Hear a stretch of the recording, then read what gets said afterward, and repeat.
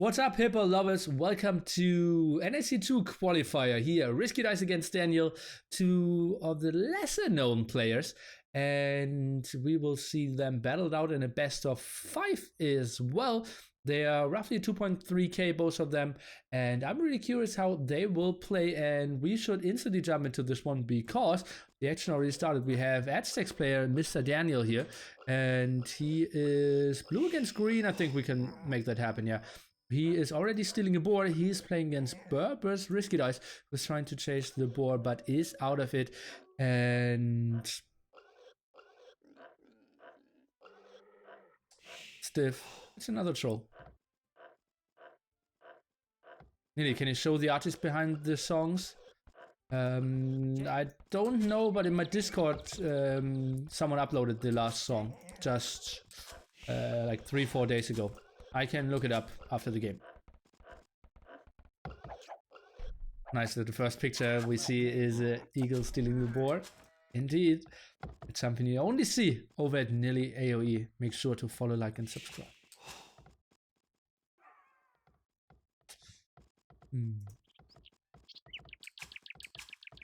Okay, pretty beautiful board steal here.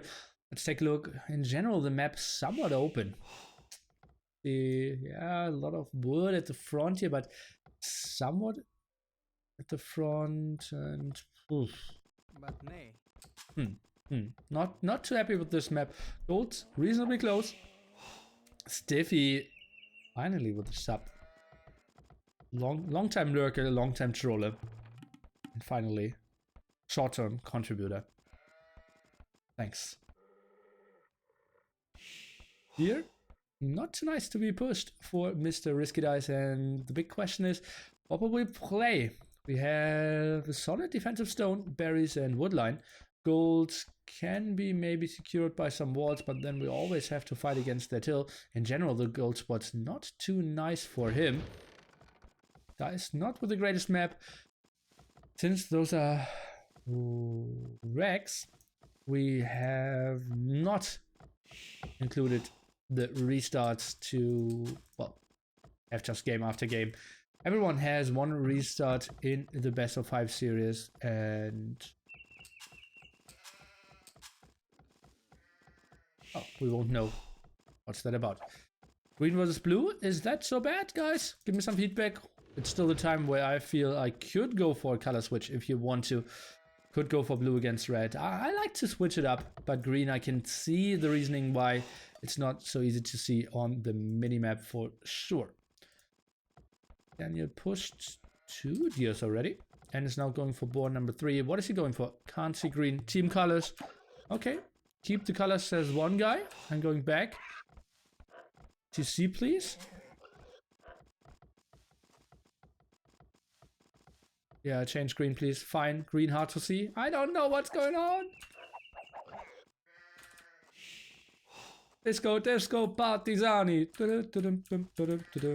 Red, green, red, green, red, green, red, red, green, green, red, green, red, green, red, green, red, green, red, green, blue, green, blue, red,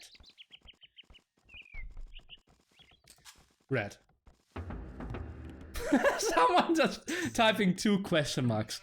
Well, guys, you know, I was a primary school teacher, so repeating this is quite important so people realize, okay, if he keeps repeating red and shows me this has to be red.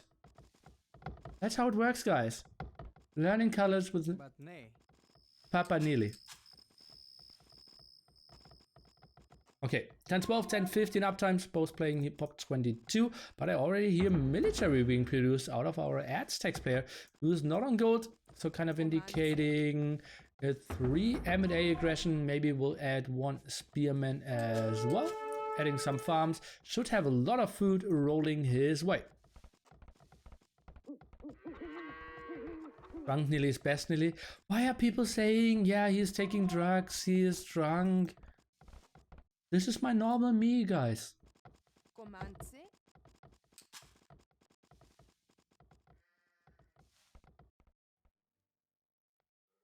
but I can understand your concern.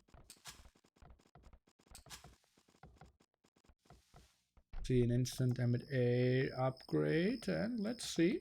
Could maybe do some pressure for now. RiskyDice didn't wall this at all. And we see exactly what I wanted to. Double bit X as well. One villager kind of exposed here at the side. And because he had so much free food, even went for 2 lumber camps with men-at-arms up. Build up. Something we don't see too often. Horse cutter now flying in. Oh no, don't tell me, Daniel. Oh, Daniel doesn't know about this wood line. Look at how unfortunate this is. Oh no. That's just so weird. And that's why he's going for the back wood line, and that should be walled off in time. No attack yet. A farm is flying in. Was that a misclick? Do we see a house? Number 2 is needed. Okay, walls this off. Okay. All fine for now. First scouts are out. He's going back now. Spearman. For now at home, archery range being queued up as well. Sending 2 villagers on gold. Tries to be aggressive over here at the other wood line. I would have loved to see the spearman go aggressively though. He knows his opponent is most likely going for the stable approach here with Berbers. And now he would have gone for the gold as well. Now he knows it for sure. Spearman, is he moving forward? Not really. 2 archery ranges, 3 on gold now. Keeps up the pressure. Does not want to take any engagements. Okay.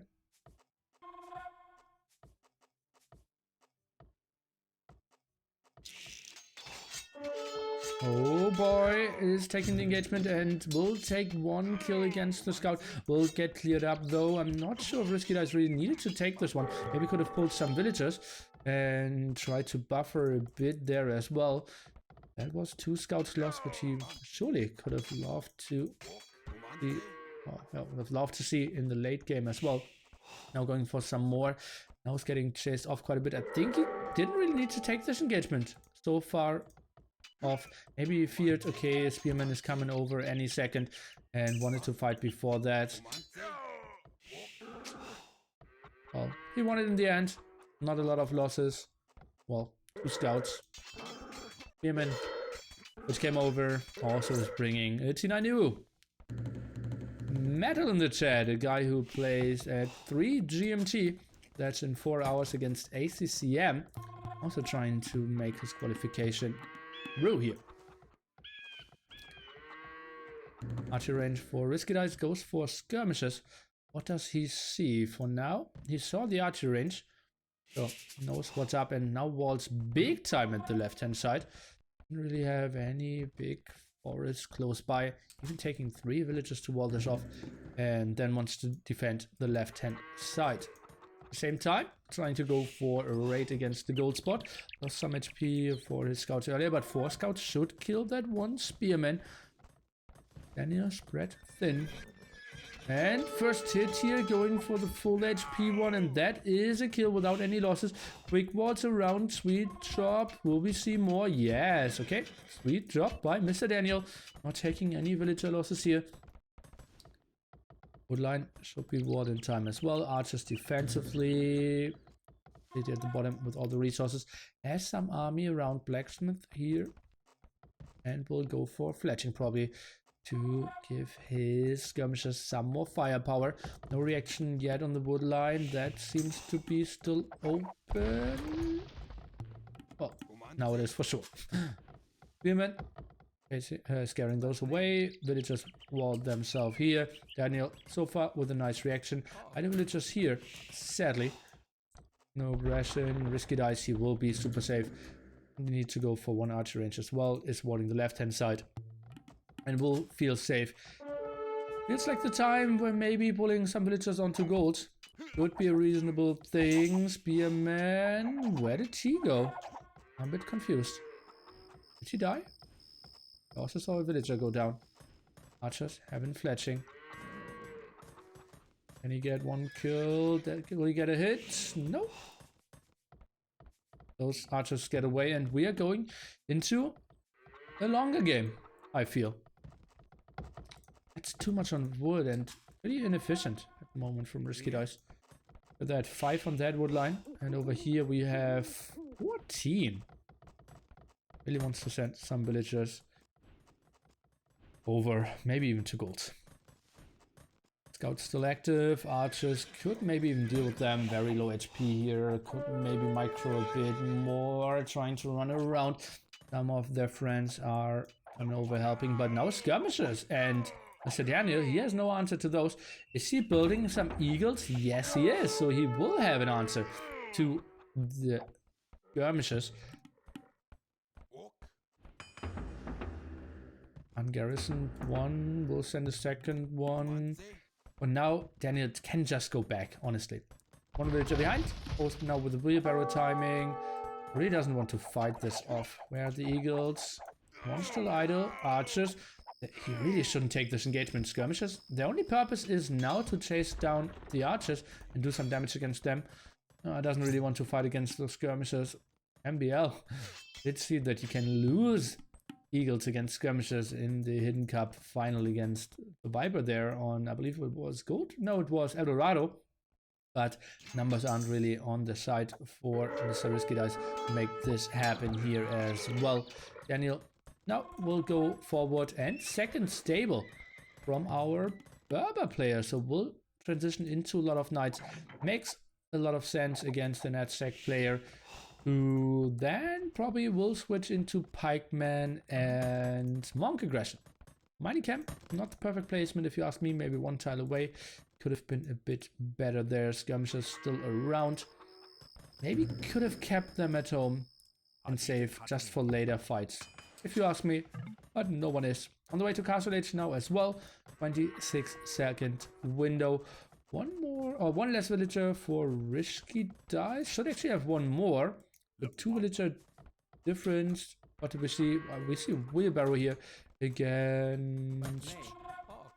Oh, can I check this? Against wheelbarrow for Daniel. He's solidly ahead in villagers. Two villagers plus wheelbarrow. And the edge tech eco. Impressive. Oh. And I see precisely will be 9th till 17th of February. Saturday till Sunday.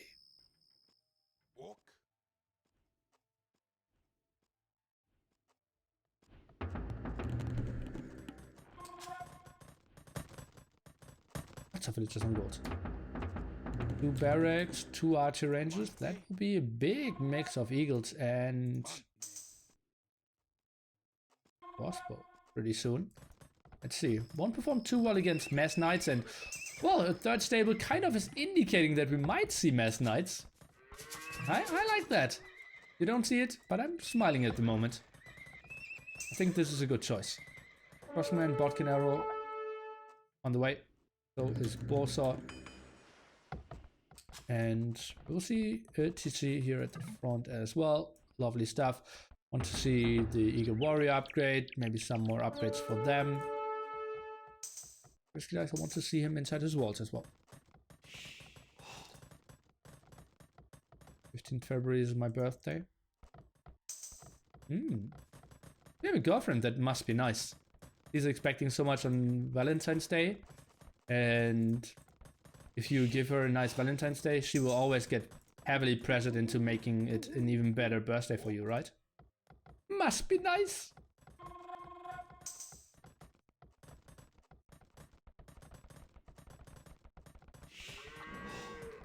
Opening up more knights here. Let's take a look. RiskyDice. He has an idea that the crossroads are coming around. Beautiful anticipation here. Could have lost 2-3 villagers. And we'll lose 0.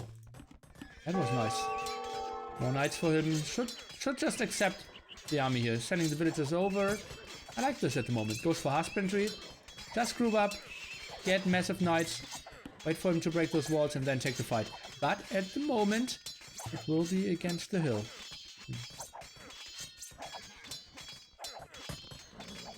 Oh, runs around with the knights. Wants to take the hill advantage. Daniel, is he moving in here? No, he is going back. Military count on this side for Daniel, but that's only numbers. The firepower is really coming from those Berber knights. Quite an interesting game, and I love when we see different army composition, different civilizations here on Arabia. What a lovely game so far, and I'm expecting quite nice compositions. Maybe, could you make an argument for elite skirmishes? Or do you want to go into genitals anyways?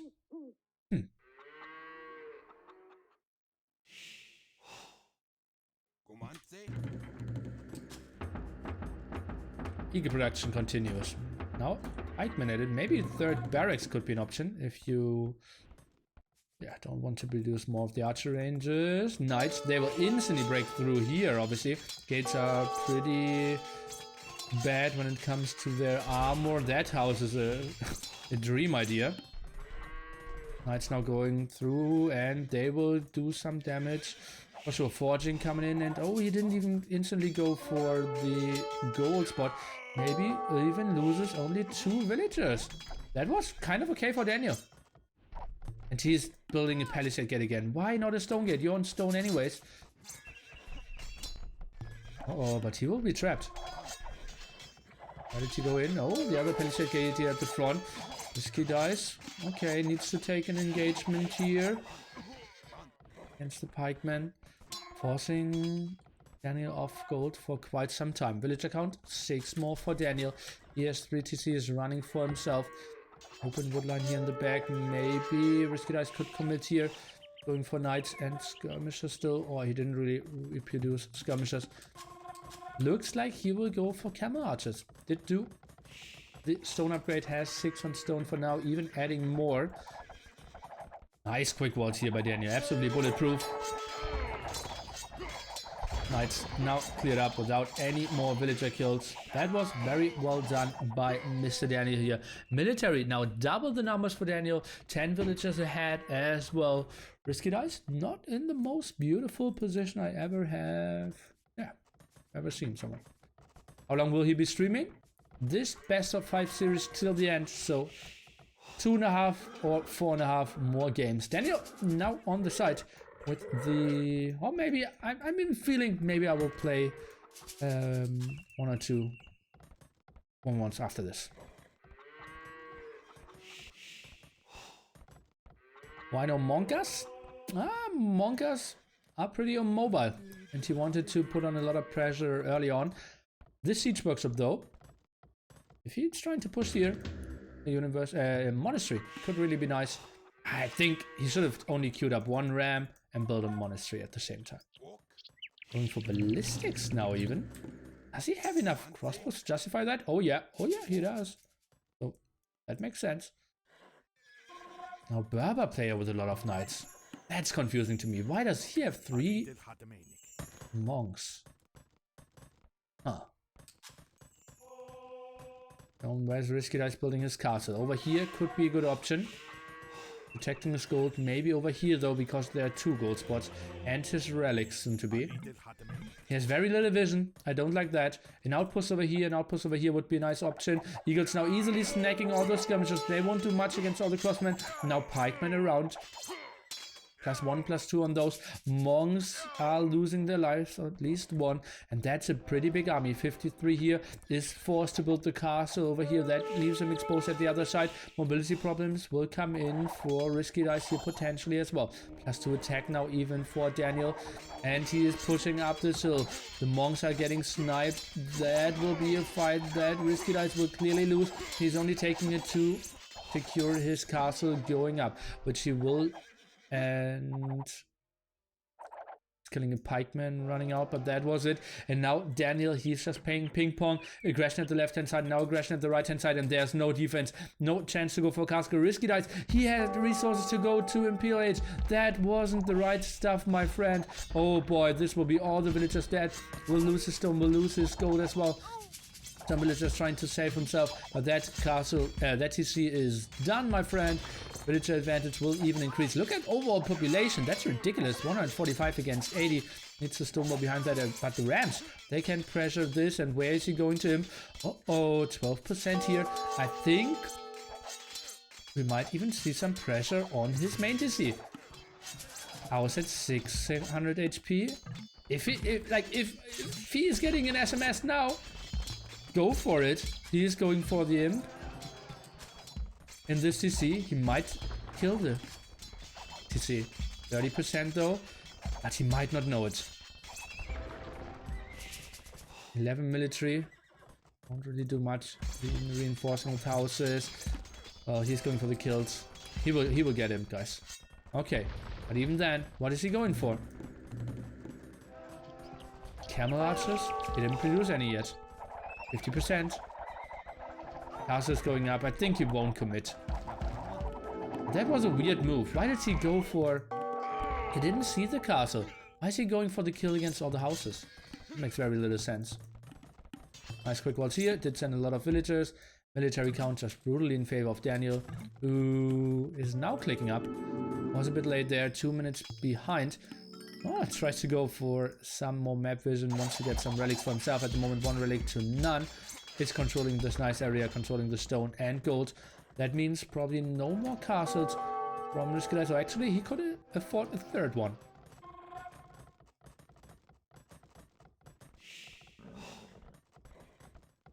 Another barracks.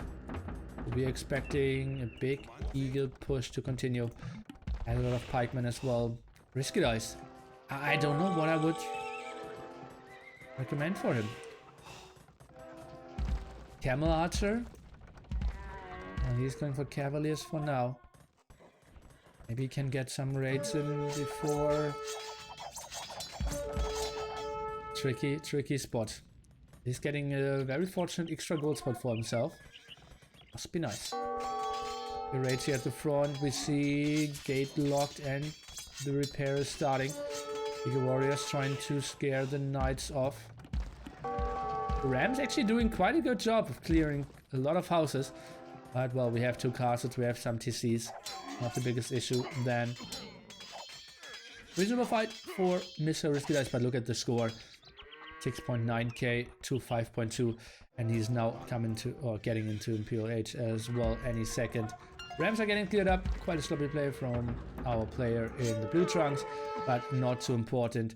I think Arbalest alone could kill whatever RiskyDice is coming up with in the next 2 minutes, I'd say.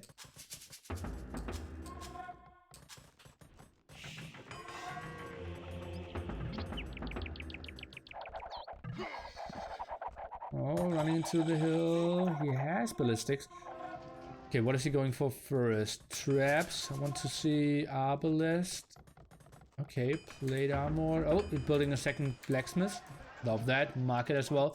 That's so much army, guys. 81 military. How can he kill this?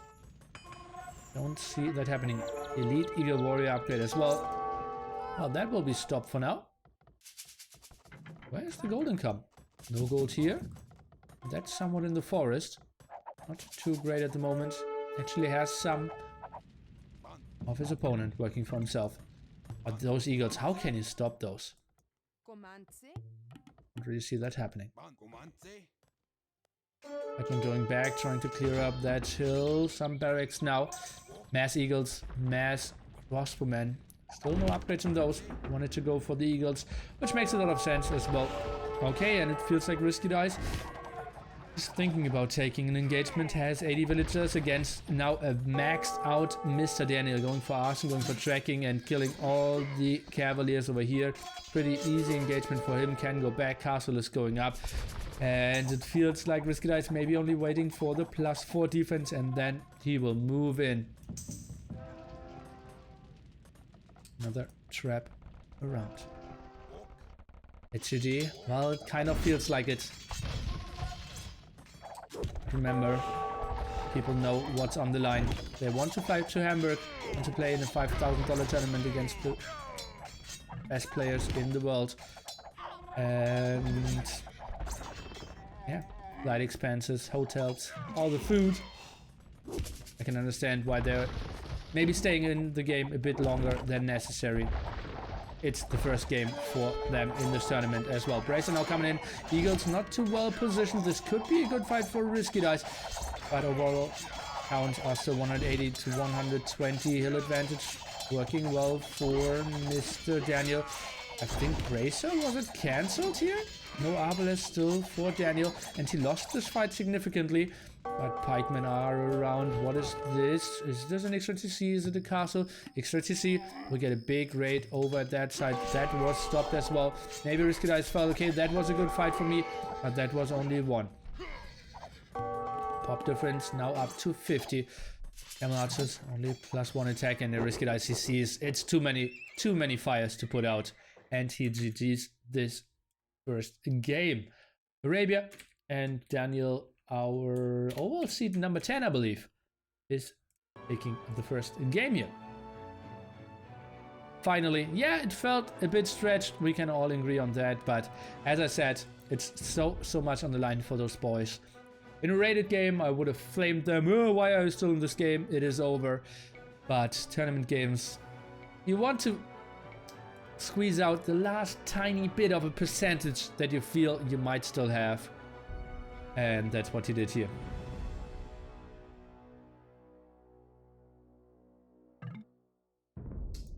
TaToH offering some co-cast, so yes. Oh.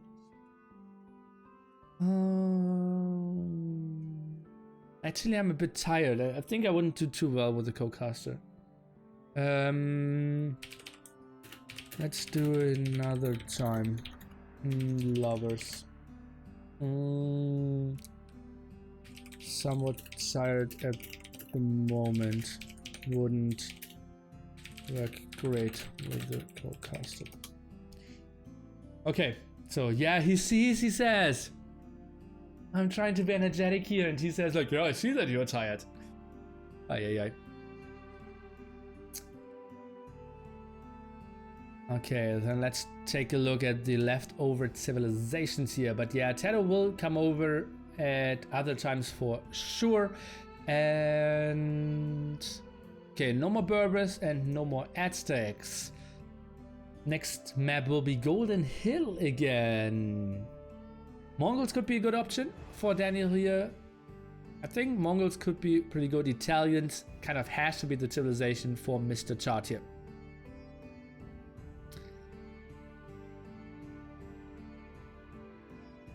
Has to be Mongols. I think so as well. Vinch on Thursday played quite a nice game with Mongols as well.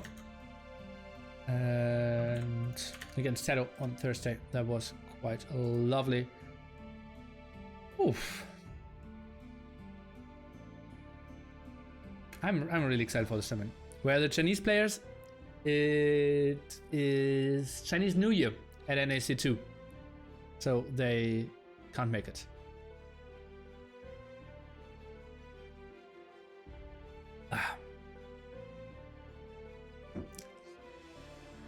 We will have TaToH another time.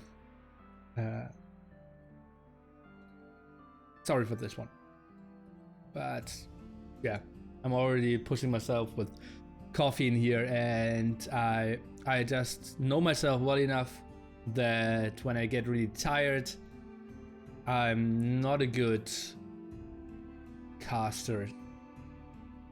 Yeah, I'm not good company. What are your thoughts on ECL finals? You have to specify that question. I'm happy to see the Chinese teams perform so well in ECL. It felt like it would go like always secret against AM, but we didn't see that yet. So they are pretty good. Yeah.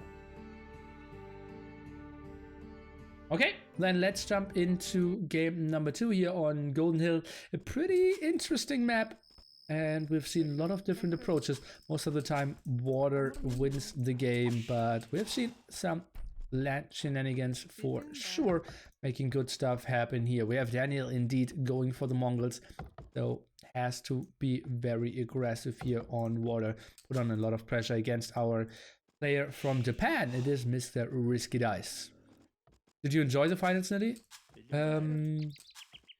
Well, the problem is that I always know the results, right? So the games were pretty good, yeah. But it's just so tricky for me to be so involved in the community and not get spoiled because I'm talking with so many people over so many games. Like what happened, how they played. Yeah.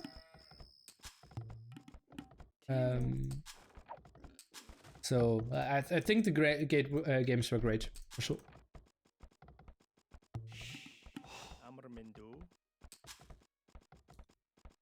By the way, how big is AV2 community in Japan? Not that big from what I know.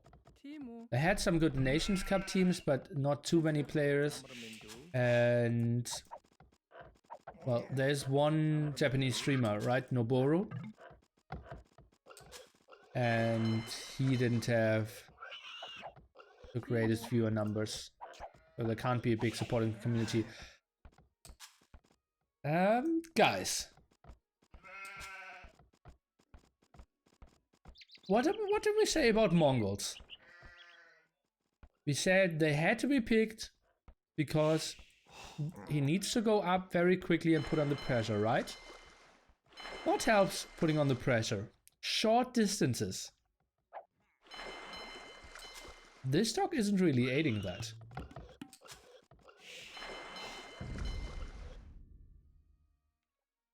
Maybe he thinks it's the left-hand side. Oh, well. Yeah, he could not really know better. Huh. Well, it is, if you see this map, a pretty unfortunate positioning for him, because it's just so far away to attack RiskyDice, who will have the cheaper uptimes, the cheaper tech in the harbor, the cheaper fishing ship. So a lot of stuff going for him. Mongols only really counting on their faster uptime early on, and won't really be abusing this too well. And going for too many sheep here as well. I'm quite confused. What is this, guys? Huh. 921 from both players. Nice start from Mr. RiskyDice playing Italians here. Absolutely love this. And yeah, I said it several times. More of the unknown players, we don't really know how they play. But, well, now we know that he for sure has a solid water build-up Dark Age in his repertoire.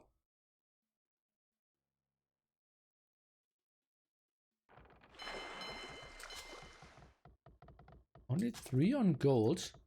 That's not a water build-up, my friends. Oh, we'll win the scout war as well. RiskyDice running away. Both will have the same feudal edge timing. The dance around. Where is the villager? Oh, he wants to build it very aggressively. He wants to go for the sneaky dog. Something that I said earlier Eddie should have done. Oh, RiskyDice is doing a bit better. He was down heavily in HP and suddenly is only down by 1. And yeah, well, he is leapfrogging forward, but tiny steps. The distance was just so unfortunate. 2 villagers to build the dog. 6 and 7 HP, that's so sloppy. Oh boy. Why would he go with the lowest HP villagers to build that dog? Ay, ay, ay, ay.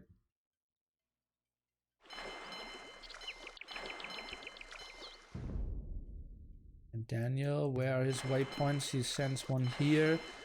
The other one is over there. So we'll split off his first fire galleys. And we'll build a third dock to split that off. He didn't go for a double bit X though, right? Pretty sure he missed that. He has a lot of food as well in the bank. I think he missed double bit X, guys. Uh-oh.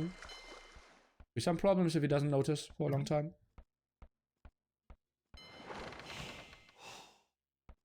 The only Polish player I've seen so far. Oh! There was only 1 point away for a Polish player to make it in the qualifiers. It was seeded by rating. It is PL Balz or Tia Haribel or something like that. It's other nick. He's even streaming. So there are some Polish players. They actually had very good players in the past. Siamczek or Peel had a great team. One of the best teams around like 2004 to 2009, I'd say. So you're just a bit late if you wanted to cheer for other Polish guys. Just 8 years late.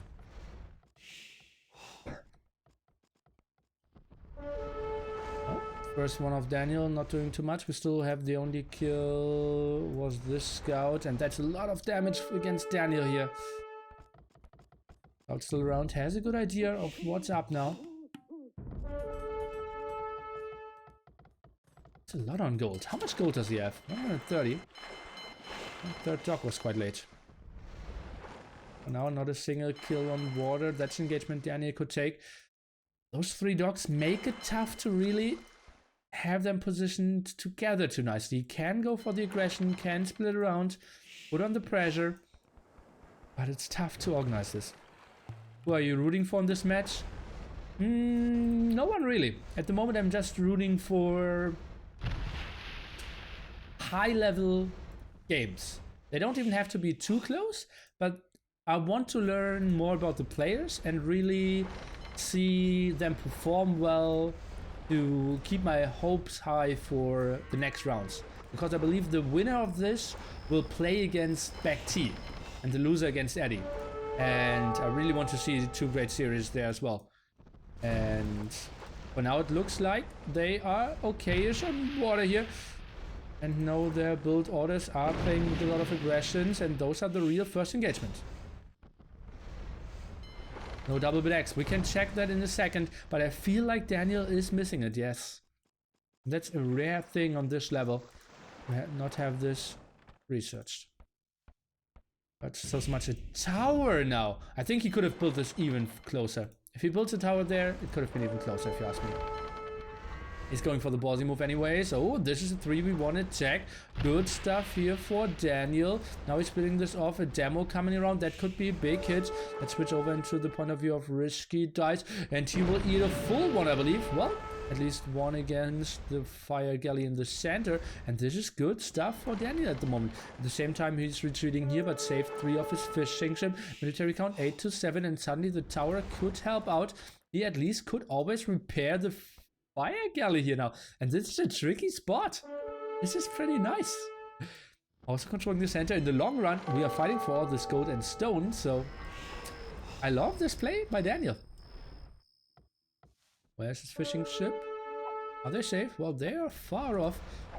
And now the tower helping out. Not the greatest damage dealer when it comes to dealing constant damage, but still makes it a bit annoying. Take those engagements, a lot of repair here. Villager is still left with 35 HP. And now into the tower and safe. That's just a scout. Those are the fishing ship for the guys who were a bit scared of the minimap. This game reminds me of Winchester against TaToH. Me as well.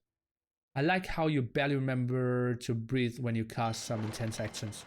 Yeah, it's not too good. Sometimes faint a bit. Maybe in my earlier life, or previous life, I was a horse racing commentator. RiskyDice on the place. Followed up by Daniel. Now taking the next corner, it is Winchester. Winchester, he's coming in, and we will see TaToH, he's closing down. On the place, we have RiskyDice going forward. Daniel is chasing, and we are going to the finish line. It is RiskyDice, he's going forward. MBL chasing with more fishing ship. He's going in there. Fire galley to the front, and it is MBL to the finish line. Or something like that. Maybe I did something in my old life. Oh god, that's a big engagement. Some demos could be so good here. Why is the demo not engaging? On here, good, that's good. Oh, this was a heavy demo. Heavy demo hit. Nice, sweet stuff for him. KD 10 to 10. We have RiskyDice with 2 more villagers, and he is only missing the market. Could have clicked up quite some time if he did that a bit earlier. Oh god, some open mill here at the front. What is MBL doing at the horse race? You don't know what I meant? Oh god, okay, well, I will stop to tell you what I was just referring to. So in the trailer, right, I will mute the trailer even here.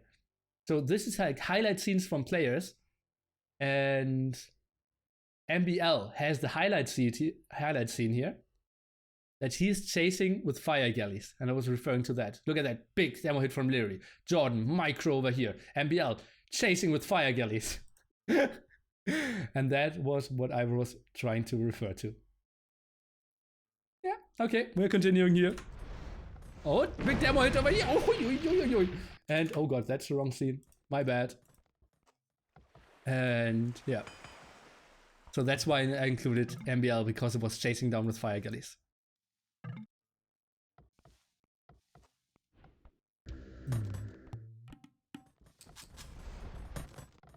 I hope you somewhat understood that.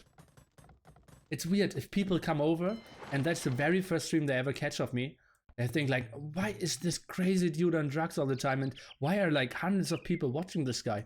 How can people willingly go to his apartment, staying over there for 9 days? They have to be even more insane than he himself. Very close castle age timings, by the way. 5 seconds different, so virtually identical. Stonewalls here at the front, I love that. And Daniel, he's heavily going on to stone, so maybe even an aggressive castle could be in question. I've been watching Nili for months and I still feel this way. What can I say? Guilty as charged. German accent type. It's a mixture of having braces and my German accent. I think it's less than half a year now. So I'll lose those as well. That could be so nice. Oh, another tower. Daniel, maybe it will just try to tower this up. Not go for a castle. Big damage. Oh god. Okay, not the worst ones. He lost 1 and took damage with 3. Could have been a total kill. No switch into galleys yet? Yeah, that's not a great play. We can agree on that. They both needed to switch into galleys faster here. Demo hits. Are some demos in production? No, not really. And that's just something he needs to disengage. Yeah, nice observation for sure. Why is 2 and 2 not that common to see? Well, it is the part of ECL as well. There are 14 events and I believe 3 of them will be 2v2. To maybe somewhat answer your question, after I refer to that 2v2 Nations Cup is coming up pretty soon with great signups such as MBL and TheViper teaming up. And I believe like Vivi and Tim, for example. That, well, you have the decision. Okay, do I want to see a 1v1 or do I want to see a team game? And if you decide I want to see a team game, well, then you want to see 6 or 8 players battling out, right? If you have the option. And 2v2 just feels something in between.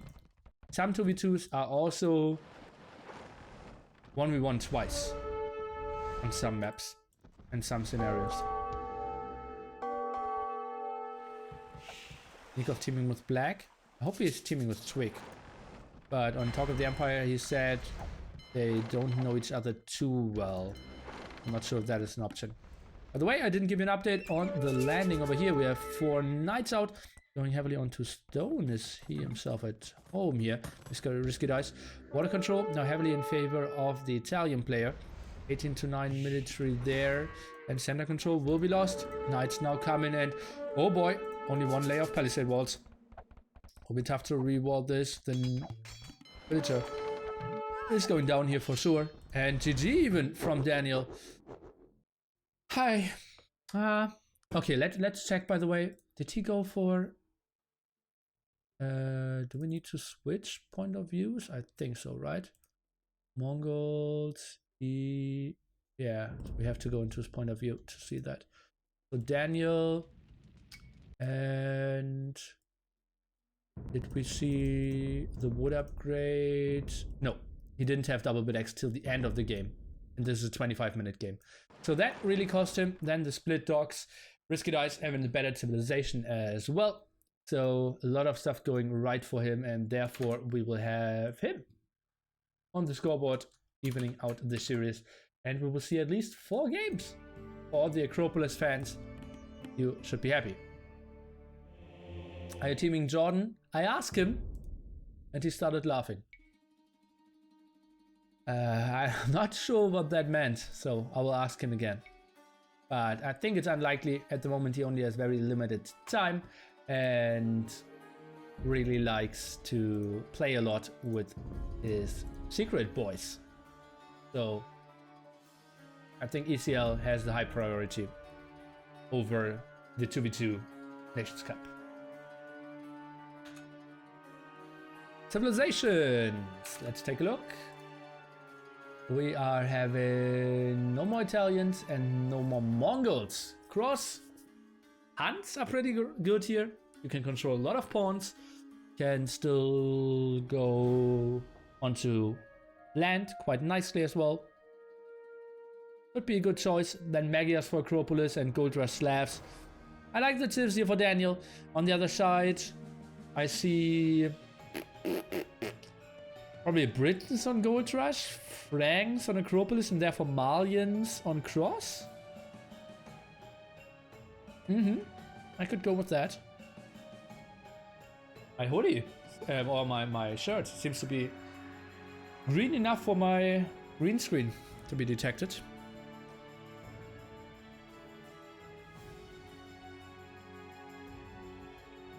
Oh, I could ask Donnie.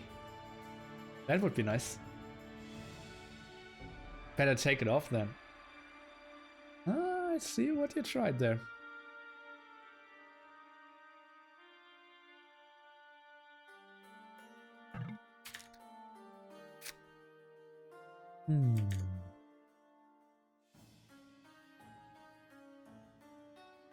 There should be a lot of 2v2s on YouTube, yeah. Let me think about it. Clash of the Hippos never 2v2. I did one 2v2 King of the Hippo event, like 2v2 v2 v2, and always fighting for the monument in the middle, 4 qualifiers, and all the final teams went into the finals and fought it off there. That was pretty nice. A one-day event.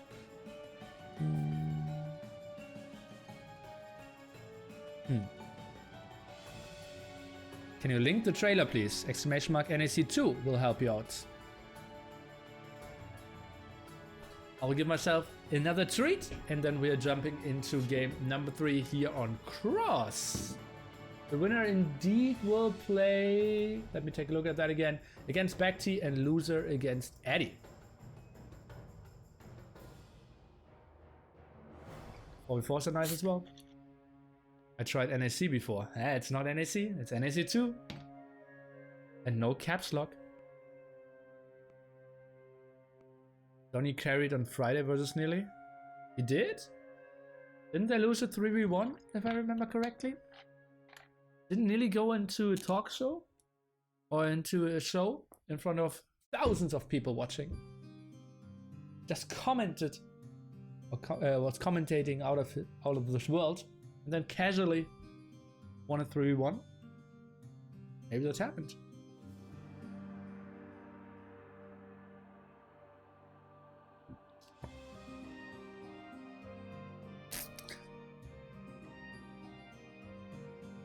Yeah, I'm really happy with Samurai Force as well. I even made up a resolution for myself to go onto more demonstrations myself. I am number 2 in Germany, perhaps. You think you would qualify for NAC2? No, absolutely no chance. Like, by rating, I wouldn't even make it into the qualifier. Like, the rating cutoff was 2160, and at the moment I'm like 2120 or something. So I like needed to point trade to even make it into the qualifier, and then I seed 16, so I will play seed first. It's just no chance, no chance. It's even unlikely to win a series in both qualifiers combined. Can he beat Bob the Broccoli? I can, I believe. Does RiskyDice have an alias? POJ chart. Okay, and we are going into game number 3 here. We're playing on Cross, and we have Huns against Malians. Some lucky prediction by me. And we have Daniel going with a lot of villagers on wood. 6 for now. So that will be some fishing ships for sure from him. And on the other side, Malians only 4 on wood. This is chart playing. Yes, it is. Last active players from Japan. Yeah, Fire and Doubt are most likely to qualify from the qualifiers. I honestly feel Miguel has better chances than Fire. So my favorites at the moment are Doubt and Miguel. Melko is completely off for me. He was kind of my dark horse, but he just heavily underperformed. Those maps maybe Star could perform. I just don't see Fire like really preparing and really, yeah, be thinking about great strategies. And we will have 2 maps that aren't figured out yet with Rift Island and Rehydration, right? And Fire looked weak in the drafts as well. So, yeah.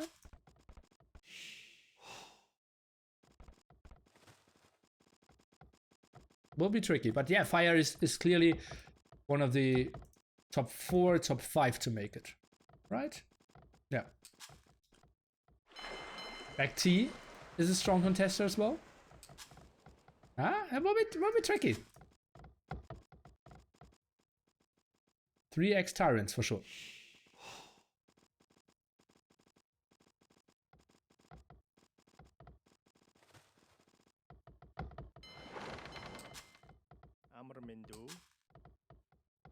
I just need to see here. Daniel? Daniel! Daniel! Okay, okay. Knocking twice helped. We have a lot of walls from Mr. RiskyDice.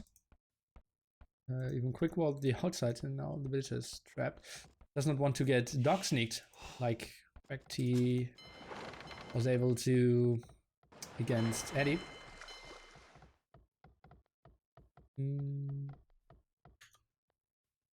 Jubin, I'm not sure if that's a timeout or a ban. Let's go for a ban. Let's go for a ban. Will Slam play in the second qualifier? I hope so.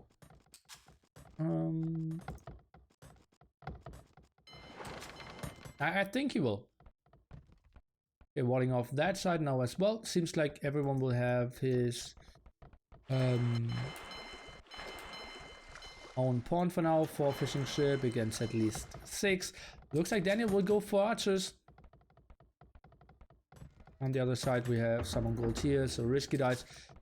It feels a bit like archer against archer. Shouldn't have a single village on food then, because your fish should carry you quite nicely, and you can really add a lot of stuff. What was he banned for? For what he wrote.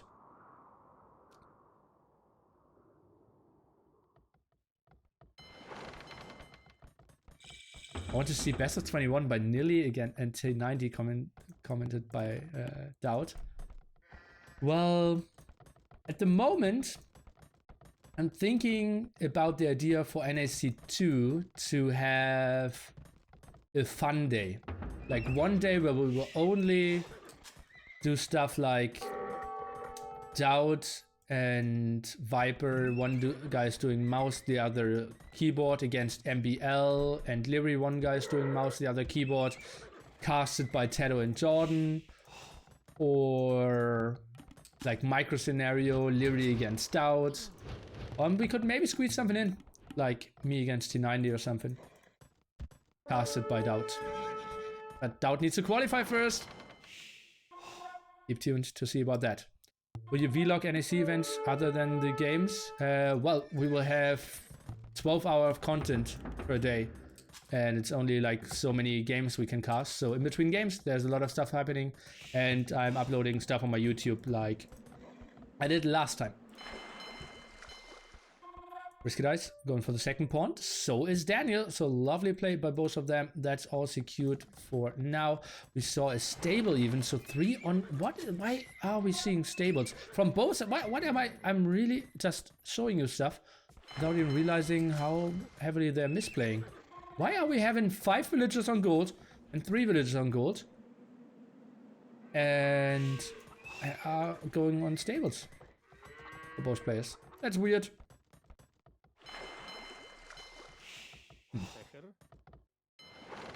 Well, maybe we are contesting water pretty soon. Cloud's coming around, not having enough spearmen at the moment. More casters side tournament than NAC would be nice. No, the whole tournament doesn't really make sense. Well, we could do like best of 1 single elimination or something. So that's 3 games. Oh no, Memp is there as well. So 5 people. Yeah. Well, Not sure. I think a whole tournament is just too much. We only have limited amount of time, right? It feels like weird because we are there 9 days. Okay, let's take a look. First engagement here should be getting some villagers. 1 villager against 1 scout. An okay trade for RiskyDice. Had 2 villagers, very low NSP here. Third one at reasonable amount. Would have maybe gone for something. And RiskyDice, he did even go for the galley. To do 1v3 against MembTV and Killer B. I would lose that heavily. Like, it's not even close. Not even close. And we only have 2 PCs. Oh, we actually have 3 PCs. So we could do some 2v1 action as well. So maybe like... what could we do? Well, we can think about that later. Maybe... T90 and Zach against Viper or something? We had no one to cast then though. So it had to be only Viper's Puff. Well, we will see. If I will talk to players, we will see if we do a fun day. And if we ever do a fun day, I will open another thread to open up for suggestions. And then we will pick something. But guys, it's still 4 months ahead. These walls, yeah, it's so many walls, guys. I'm not even casting this game properly. And we have a lot of spearmen running around. Trying to defend here. And those galleys, well, they will just die. To the fire galley. Scouts aren't doing much. Love Twiggy. Seems to be doing quite some stuff. And Dr. Flabby Pants with the 500 biddies. Thanks for that. You know what goes good with AOC games? Beethoven Piano Concerto. Ah. Someone here in from the other day where I played Beethoven in between every game last time. Casters versus Viper. Casters would have cast while playing. Well, not really.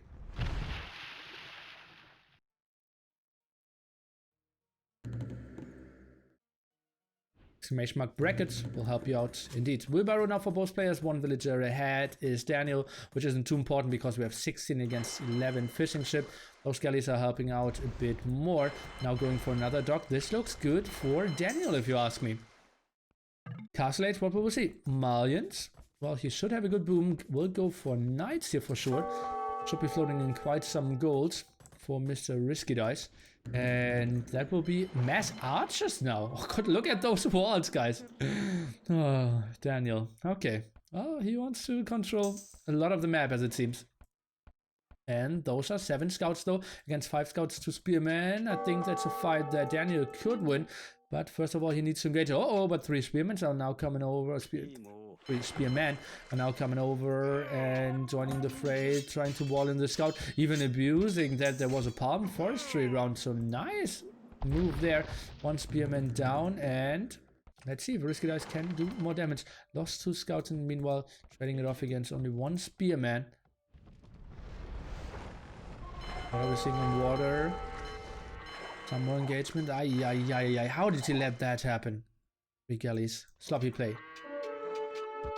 No bloodlines against bloodlines. He's moving in without patrol. Just right click there. And that was a lot of hits. Oh god, and they're on stand ground as well. The spearmen aren't really helping out. That was horrible for Mr. RiskyDice. He was going for bloodlines. We'll go for mass knights. Let's take a look. I'm surprised that we see a full out. Oh god, and he's walling this again. I really love how he's playing this. Big demo hit here at the side.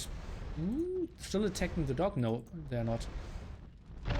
Looks like this should go in favor of Daniel, and he still has 2 dogs against only 1 dog.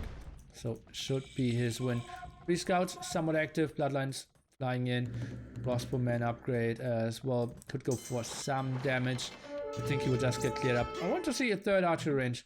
And maybe mass CA as an option. Now moving out with his crossbows. I think they won't do too much damage though.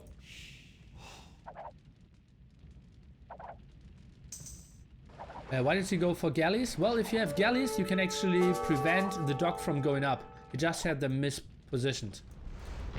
If you have a fire galley, he still can get the dock up and you cannot reach the villager. So galley is better if you have the pawn control. If you have to fight, fire galleys are better. So there's a spot for everything. Siege workshop now by RiskyDice. Is that really necessary? I think going +2 knights could have done the job as well. Want to see here, added here at the gold. Defense for those. And CA on the way. Third archer rangers as I requested. Lovely stuff. You see here at the side. We see a third TC from Daniel. Not yet. Those weird walls, man.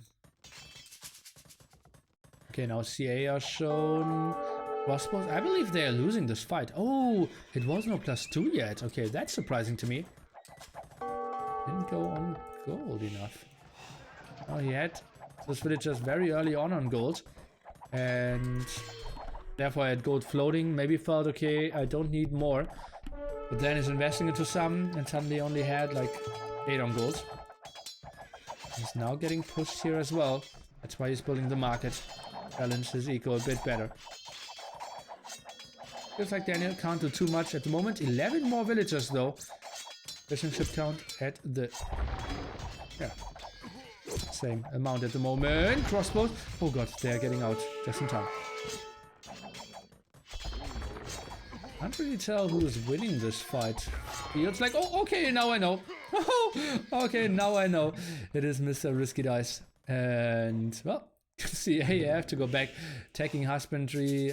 Trying to get even up to archer range number 4. That was a pretty nice shot. Surprised that we aren't seeing another TC though. Maybe over here could be a nice spot. +2 defense and husbandry on the tech research bar for RiskyDice, who's repairing his mangonel after he killed that CA. Cleared up those as well. Looks pretty fine for him. 9 villagers behind now. I was confused before with the villager count, but that was probably idle fishing ship. Those are listed as villagers for a small time. 3 points to 1. Has to be the better eco for Mr. Daniel by quite a bit. Roughly 10, or roughly 20 villagers and fishing ship combined at.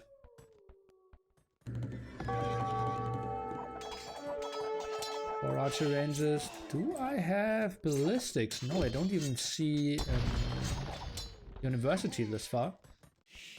30 HP still on that mangonel. 3 more slices for the knight needed. And he's not really abusing multi-Q properly. Look at that. Doing up here, not in the other ones. It should be played with multi-Q though. When I'm in standard. What? He's coming up with those walls. Oh, is he really trying to split off? Will eat a big shot again. Now coming in from the side. Those were heard from before. So the mangonels are going down for sure. But not before doing some damage to the CA. Pikeman or Spearman helping out as well. And now those CA, they will do a lot of damage. Second?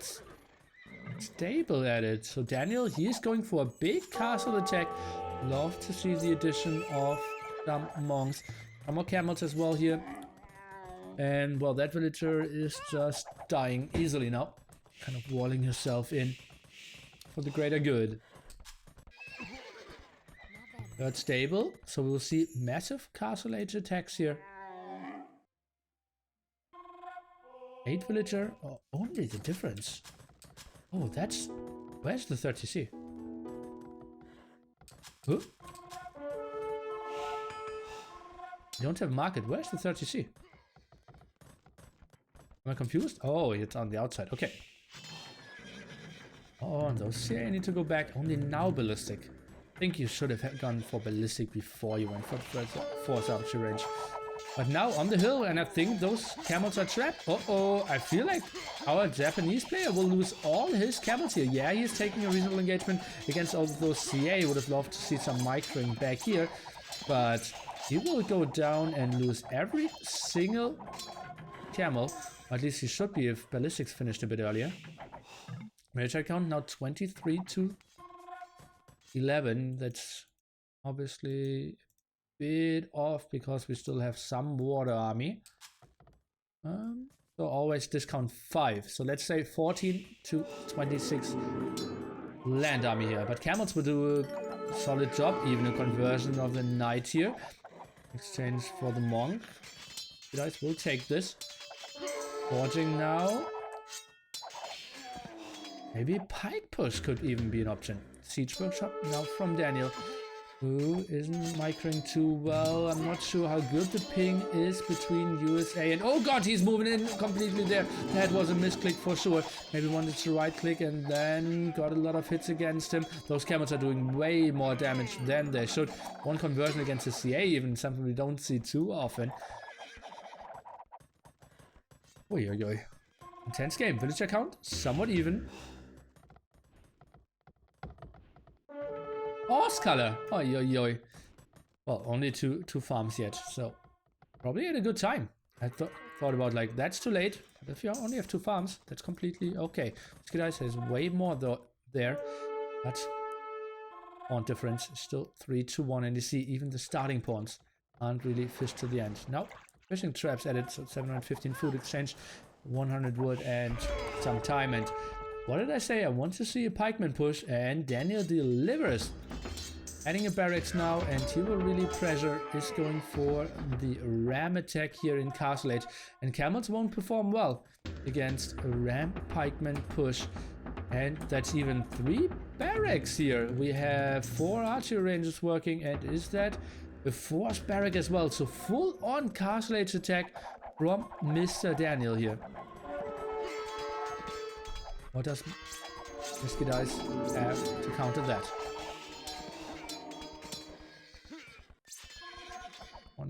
Now, monks, mangonels, and camels. And whoa, that's another not so great engagement by Daniel. He took some bad fights. Those camels are doing way more damage than I thought they would. But oh, might be overstaying again. The numbers are just really nice for Daniel. Military count, look at that. Now in the 40s against only 8. Mangonels have to go back. Any ideas what RiskyDice go to into transition? Well, he doesn't have enough stone here to build a defensive castle. Maybe pikeman with an extra 2 defense upgrade against the CA. Pikeman Mangonel could have been an option. Camels won't do anything here. And now the rams are pushing down. Military count just brutal. Malians, remember, they could have formed okay-ish. The pikeman against the CA. Mangonels around, defended, hold, and try to defend.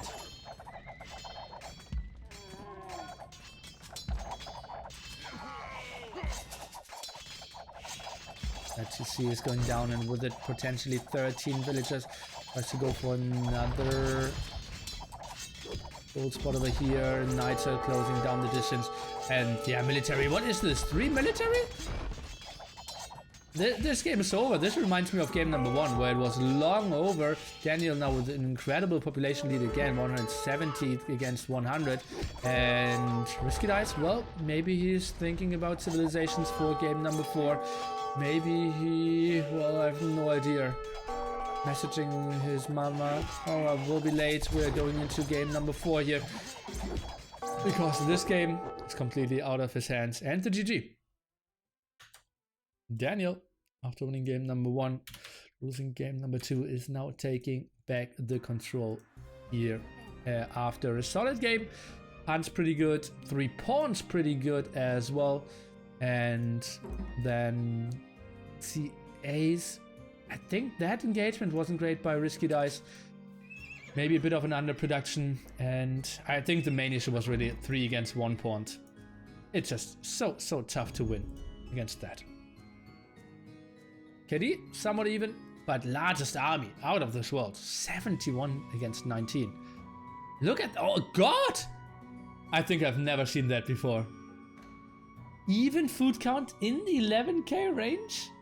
Sick. The rest of the eco, better for Daniel when it comes to wood and gold. Quite significant there. Stone, a bit better for RiskyDice, but that's ridiculous. I've never seen that before. Interesting stuff. Similar Castle Age Fuel rate is a bit slow, if you ask me, if both went for scouts. And I still didn't understand this. I will send 3 on gold, I will send 5 on gold. Okay, let's both go for scouts. That's a bit weird to me. Yeah. Okay, let's see. I banned the guy during the game, and now I have a message from him. Let's see what he says.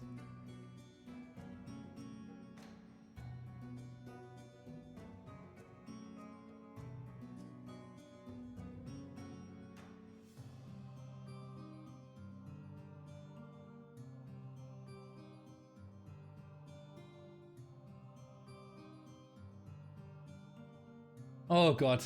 Okay. I somewhat felt about, okay, do I believe him or not? And then I see the chat before, and he said like a message earlier. I hope you didn't take MBL flaming seriously. And so yeah. Okay. Yeah. You will see the stream still, but you won't have any chatting privileges here. Okay, then let's take a look into the speculate. Oh, not speculate. What am I saying? Civ picks. So we are now out of Malians and out of Huns. 2 more maps potentially left. Acropolis. Kind of has to be Magias against Franks, right? Mass arms from both. By the way, Snape Snaps, thanks for the host. We're at the moment casting some NAC2-Qualifier games.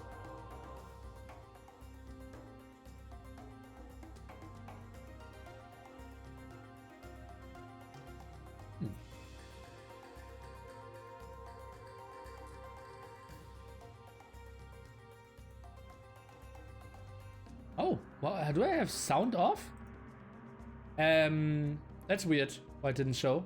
Ulani, thanks for the $50. That's weird. Why didn't it show? Let me play it again then.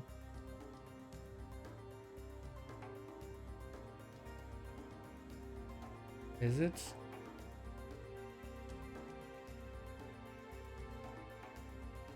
Huh?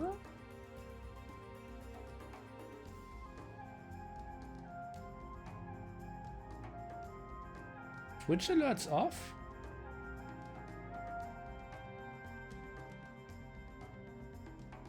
I have no idea. Maybe a problem with Streamlabs at the moment. Ulani, still thanks for the $50 and the support. Seeing that there are so many grills in the community, will you do an NSC with grills only? No.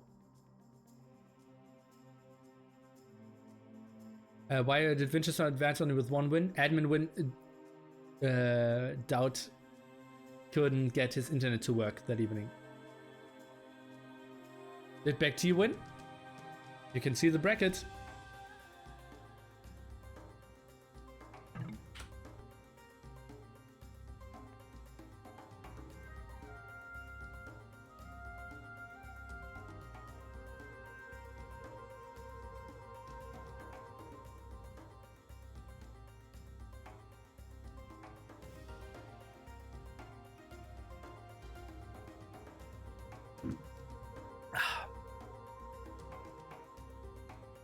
I want Doubt in NAC2, at least in every stream.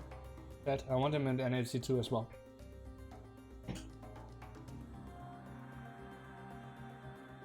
And sounds weird to some, but that's my, yeah, that's truth. I'm new on Twitch and esports. Welcome! But watching this is very entertaining. Thanks, keep up the good work. Thanks, I will try to. Welcome, enjoy the show, and if you have any questions, Ulani, thanks for the 74.24. I think you tried to make it even 3.8k there. Or something like that. Thank you so much though. That's $120 now. Plus from you in this session. One of the craziest contributors here, and thank you so much, Ulani, and looking forward to finally meet you at NAC when we will have the great meetup with all the players and people from the community. Not really, Nili math. Okay, sorry. And well, we are jumping into game number 4 here. 2 match points for our American player. And RiskyDice needs to win 2 in a row. And Civilization, somewhat what we expected. Daniel with the Magias, cheaper scouts, stronger scouts early on. And RiskyDice with the great ego when it comes to farming. And stronger scouts for him on a map where mobility is just so important. Woodlines quite far away. Yeah, you have small woodlines around. That is an ugly spot here for RiskyDice, but he manages okay. And well, if you want to expand, you need to go down. You cannot really walk on that stony area. How can you top NAC1 though? So it was planned to get to 3.8. Thanks, Liereyy. Well, how can you top NAC1? Well, I have a lot of plans to do it. I'm trying my very best. Okay, down to 39 HP from 44. So now suddenly Daniel can win the Scout War, which he couldn't do before. RiskyDice wasn't hurt yet. Would be a nice comeback if RiskyDice wins both. Well, we have seen sicker comebacks. Remember, there was, who was it? Wrath against Jordan. When Wrath led 3-0, the winner was flying to the Maldives, double SVG, and Jordan came back 3-4. And in the end, finished, I believe, 6th or something in this tournament. And had a week paid at one of the most beautiful beaches in the world. And my NAC2 contribution. Hans Nerdig, thank you so much for your $50 as well. And guys, it's just incredible how much support I'm getting from the community. I'm putting a lot of trust in this villager to get home. Yes, he did. And like, I'm taking a big risk in like investing close to $20k, maybe even a bit more than $20k. I think at the moment it feels like it could go up to maybe 22k even. And it's just so incredibly rewarding to have so many great people like you around that are helping me out and putting, yeah, a lot of money and trust in me to give you an entertaining tournament. And I will try my very best to justify, yeah, this. So many nations in here, yeah. Lovely stuff. And I'm also in contact with big sponsors. I want to get a lot of monies from them as well. Yeah. Okay, so we pushed some deer, and what are those villagers up to?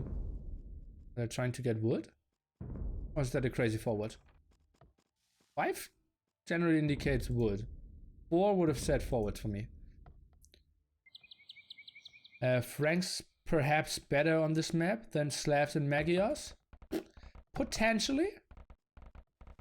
They might be pretty good. Problem is, if both players have like 7-8 scouts and we didn't see a lot of fighting, suddenly Magyar player can go for bloodlines and suddenly he has the HP advantage. Plus he has the +1 attack. The spearmen are a bit better if we see a lot of spearmen fighting, which we've seen quite often in this one. Spec overlay is a bit off, I believe. Right? Because Daniel, he isn't researching Loom. He's researching Feudal Age. And on the other side, we are at 90% here as well. So ignore that at the side. I was a bit off.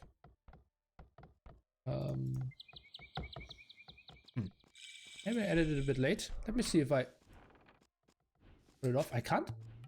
Okay. Okay, I have no idea. Okay, stable from both players is what we are expecting. We'll be flying in here. Scout War should go in favor for Mr. Daniel, who now has not only more HP, but also +1 attack. And just missed the wood. Let's take a look. So, yeah. Attacks over there aren't really right. Went for horse color and the wood upgrade. Our production started now. Tries to take an engagement. Spearman isn't getting the hit off though. Microtension is better than Magyars. We can sometimes outplay a Frank player. Well, we'll see about that. Having horse color obviously is a nice upgrade. Since you can instantly start farming, which he didn't really do now. Okay. And oh, you simply have more resources to go for more scouts, and we can see already queued up 3 scouts, which is quite a lot in this spot where you have very limited resources at all times. Spec overlay bugged? Yes. So ignore that completely, guys. I might even turn it off, but it is... Is this? That feels weird. I don't want to lose this one, so I will keep it. At least for now. Maybe 4 off. Well, we will see what we can work with. 3 scouts running around, and Daniel doesn't have a lot of vision, so that could be the first villager kill here. And indeed, 1 down. It's even trying to fight, not trying to run. The other ones are fighting as well. What is going on here? 2 losses, and RiskyDice is getting out of it. Well, with 1 villager, with 1 scout loss, but that one was low on HP anyway. So quite a nice start here for our Japanese player who needs to win both games. He has Franks though, and I believe in the last game he has Brits left. So we can still make something happen with our classical AOC civilizations here. We will see what plays out in Gold Rush if we get to game number 5 against Slavs. Women protecting that a bit better than on the other side. And you can see that was a nice advantage of RiskyDice. 2 villages ahead because he had the aggression. Didn't need to wait for horse color, and that delayed the stable of Daniel so much. Even sending a villager on gold already. That's early, I believe. Is he switching away from scouts? Okay. That will be an earlier archer transition than we see most of the time. Most of the time, we see people going for massive amount of scouts and spearmen, maybe up to 8 or something even. But not this game, where we will have 4 or something and 2 more. Not building the archer range yet. Somewhat of a sloppy play from Daniel this far.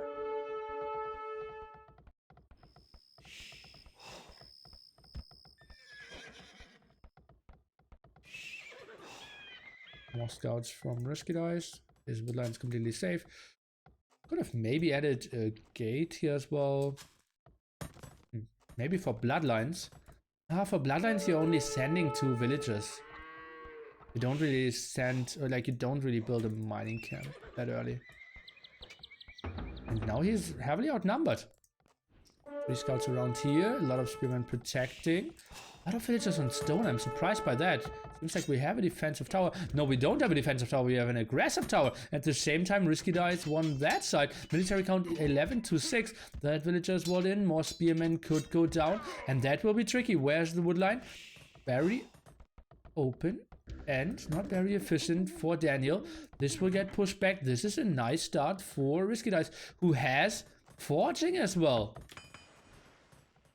So did catch up with that, and Daniel, no advantage for him there. Even catching that villager can't get walled in.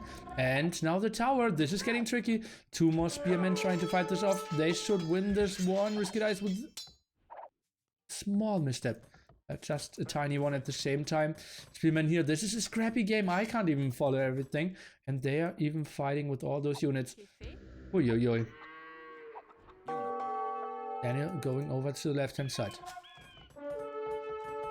That's too much on gold again. And no archer ranges. Okay, now he's adding them.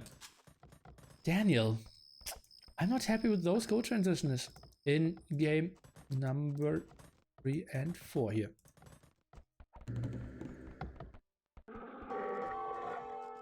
Okay, scouts on that hill now. Wheelbarrow on the way. Or probably already finished. Wheelbarrow on the way for Daniel.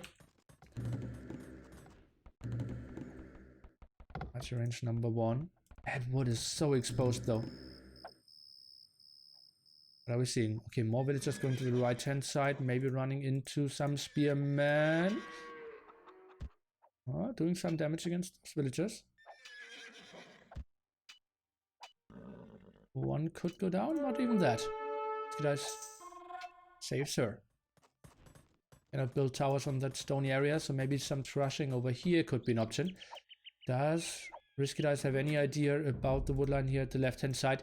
Yes, he does. He's towering the right-hand side though, so is expecting a move out to that side. Didn't have the idea of that yet. Safe at home. And he is clicking up to Castle Age now as well. Incredible stuff. 100% adding the next stable. So that will be mass knights for sure from him. Something I absolutely love. And this is the close series that we wanted to see.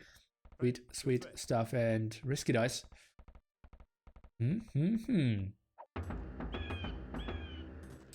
Looking good. One stable for Daniel. Our Japanese player running for now. Did RiskyDice scout the gold at the base? Well, we will take a look at that. He knows where it is, but he also knows that here are some walls and the scouts came from here and went around, so he knows that this whole area is walled as well. Overtopping far away. Oh, and he will build another tower. Oh, that's good. Oh, did my HS freeze? A second. Daniel, he didn't even scout that area. No chance of preventing that. Overlay is wrong, guys. I can only remember, tell you that over and over again. Okay, scouts could maybe find some villager kills now. Spearman against spearman fight here.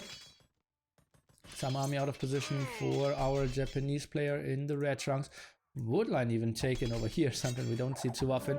One spearman around. Let's take a look. Maybe could add some more.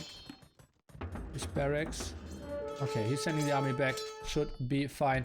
And that tower will go up. Tricky stuff for Daniel. Where is he going to? This right hand side? Could maybe be something that he didn't even scout any of the woodlands to the right hand side. Uh-oh, and now the tower is up. Will allow him still to get that woodline here. But he's just running the complete side. And that's just ugly. It has a lot of archers though. They can do quite a bit. Knights on the other side. Let's take a look. No +2 defense yet. +1/+1 are the upgrades. Knight production flying. I think I would have cancelled the second row. +2 upgrade is just so important for them. Okay, clears up the raid. Beautiful stuff. Must feel nice. RiskyDice in full control here. Question is, can maybe those crossbows do massive damage?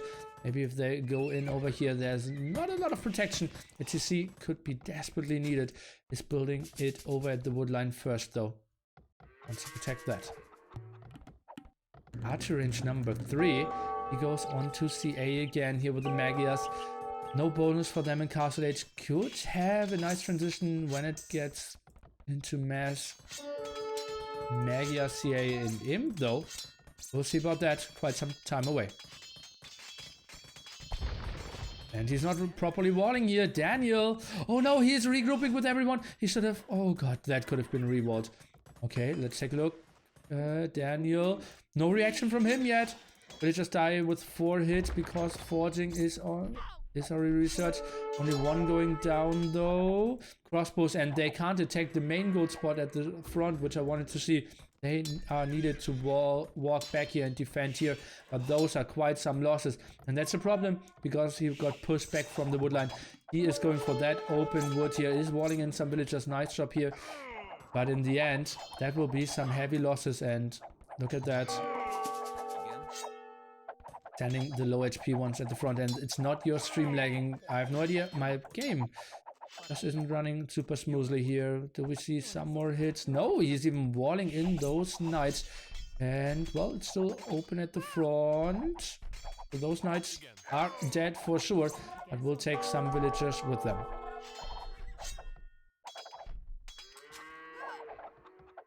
Daniel is out of resources. That's kind of true. Knights now pushing at the front, and oh god, those CA are dying as well. +2 finish for RiskyDice, and here can clear this up as well. And guys, we are going into game number 5. For the very first time here in all the qualifiers. I believe this is the 4th qualifier I'm casting, and I'm really excited for that, because you know what that means. In number 5, you will also hear a very special track. Take a look at the achievements. Better KD for RiskyDice. More scouts there, better control, and the nice tower. Daniel didn't scout that properly, didn't build any defensive towers, and I think just didn't get those scouts out in time. Great, dominant play by our Franks player, and I'm very happy that we see such a close series. And for everyone who's new to this channel, every time if we go into the last game of a series, I will give you the treat of playing the hype song again. So hype song and then game number 5 to see who will advance and play against BackT, who will drop down to the loser bracket. See you in 2.5 minutes. Oh, wrong song queued up.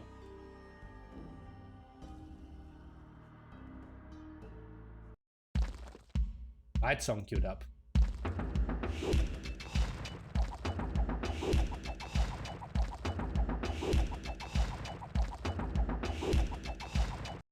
Is there a link to the map pool? Over on AoE zone, all the infos. Info.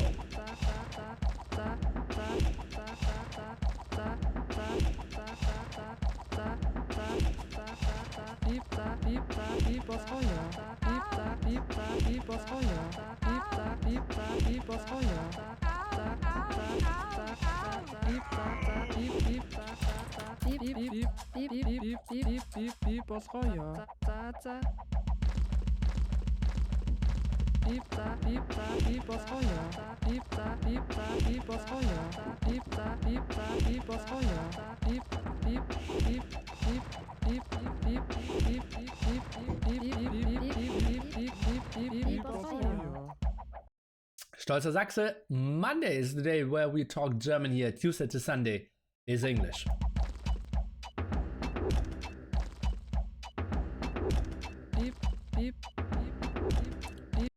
Will there be 1 round of qualifiers per week? Roughly. I would love to have it a bit faster if they can. I'm trying to push them to play as fast as possible.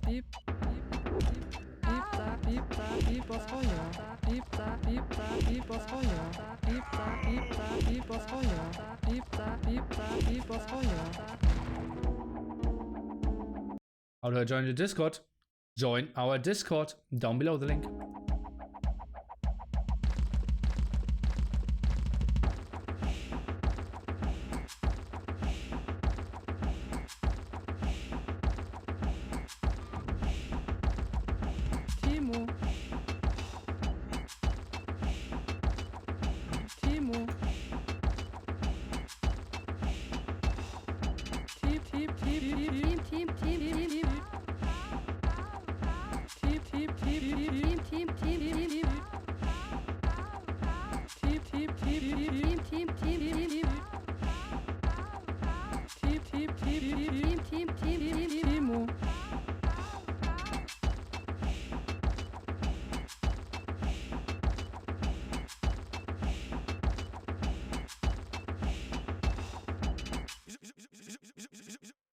Junke!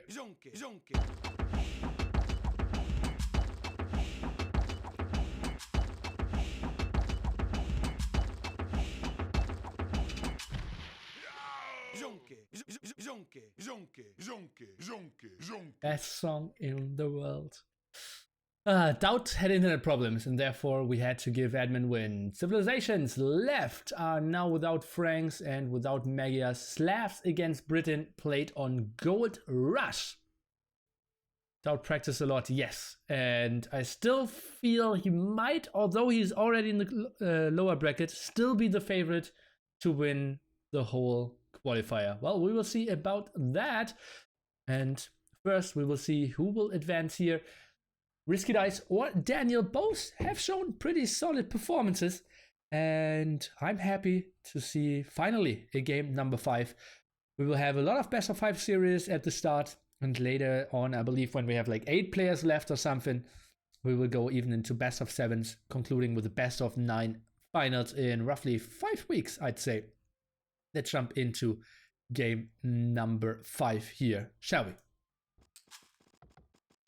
Daniel is playing his Slavs, has a nice deer patch here at the north, very compact map, as we see quite often on Gold Rush. Could wall the left hand side quite easily and then just build at the front, farm back. It's a very tight area, but could be a nice wall off. On the other side, it's a bit more open for RiskyDice. Could use all that though as well. And he has the main gold super close to himself. Look at that. And that's even quite off. This one should be like the fair main gold, but he has one pushed over here, and that's just super nice for him. Look at that. That's could close to be his 3-tile gold spot, right? Look, his 3-tile gold spot is further away than the main gold spot.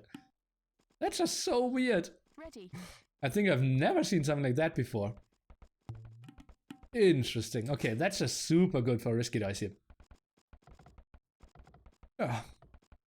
Unfair map generation, admin restarts. Not really. Not really. It is surely good fun. Yeah, we can agree on that. Could it be 2 gold piles close together? No, no, no. That's way too good. We are playing on Gold Rush. You only have 1 tile of 4, 1 tile of 3, and then this massive gold in the center. And this one, well, has one very far to the right hand side. His 4-tile gold is here, 3-tile gold is here, and so that's just, yeah, something I've never seen, to fit the center gold and the starting TC into one single screen. And with Britons, that could be pretty nice, and it looks like a rush to me. Yeah. Do you think that TaToH is a bit mad at you? No. We had a very nice talk afterwards, and we are in a very good relation, I'd say. Great. Yeah. Before that, I thought we were in a good relation, but we talked about why he wasn't invited and how we continue now, and he was super understanding and is very motivated to not only qualify but also perform very well in NAC2 itself, and even gave me his plans for NAC2, which are super optimistic, and that makes me very happy. Yeah. Rush for Britons, yes. Just to give you an option to transition better into Castle Age, and then use your +1 range there and outrange potential manual counters from the Slavs player. You're kind of forced into Knights against Britons here. RiskyDice, he will be walled quite nicely. Where are the wolves? Do we see some... Gee, not that many wolves here all around. Also the left hand side, not a lot in the center. Oh, those are quite far away sheep. It's kind of unfortunate for him that he didn't find those. You think TaToH is super mad at you, but you're just polite? No. Oh, maybe he's polite. Yeah, that's an option. But he was never polite before, so why should he start now? No, no, no. I don't think so. If TaToH loses qualifiers, but somehow sponsors travel accumulation, would you still let him in NAC2? No. A lot of people asked me already that they wanted to join, and this time I will be more strict than last time with people around.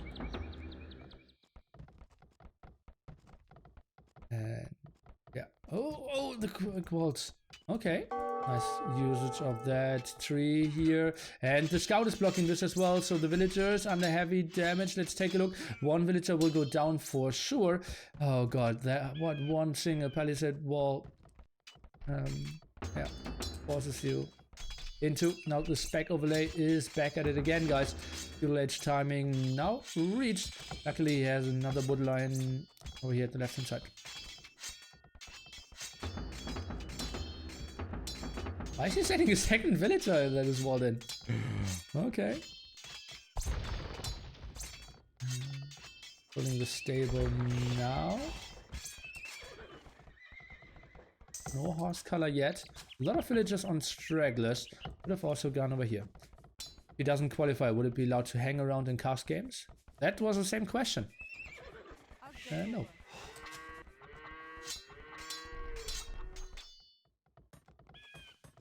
This guy's now with the loom. And Top 33, that's quite high. Daniel playing very sloppy. Well, it's just one palisade missing, right? If the palisade is up, everything is fine. Just was a tough one. And he had a very unfortunate way to scout stuff as well. Didn't find his sheep early on, and then if you want to scout the drush late, it is tricky. He was going for this as well.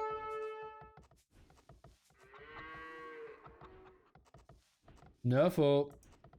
Thank you.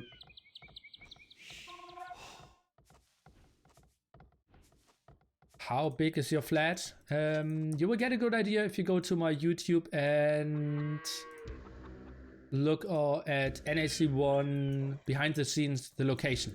Then you have a good idea how big the flat is. By the way, we have Daniel now going aggressively with the tower. Love that. Trying to put on some pressure against RiskyDice, who will obviously play the Drush FC here.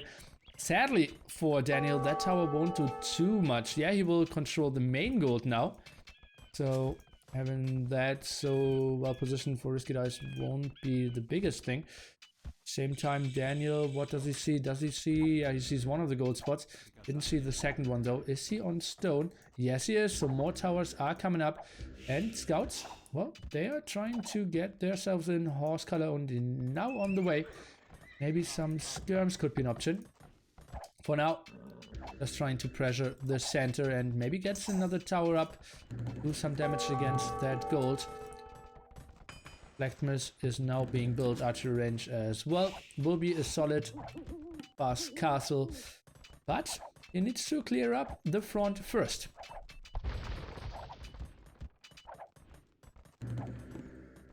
Where's the second stone? Okay, down here.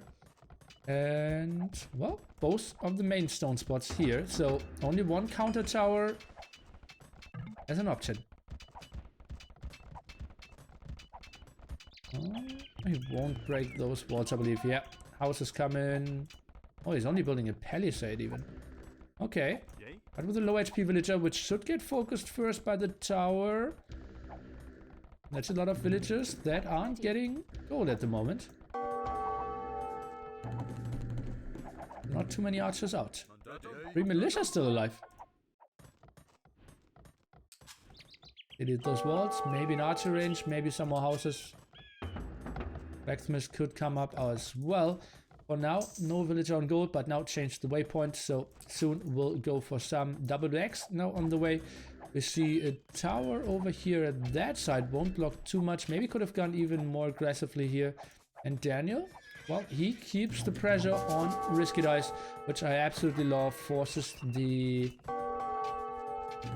crossbows soon to be to defend first, and then Daniel can maybe transition into a lot of skirmishes and try to defend that way.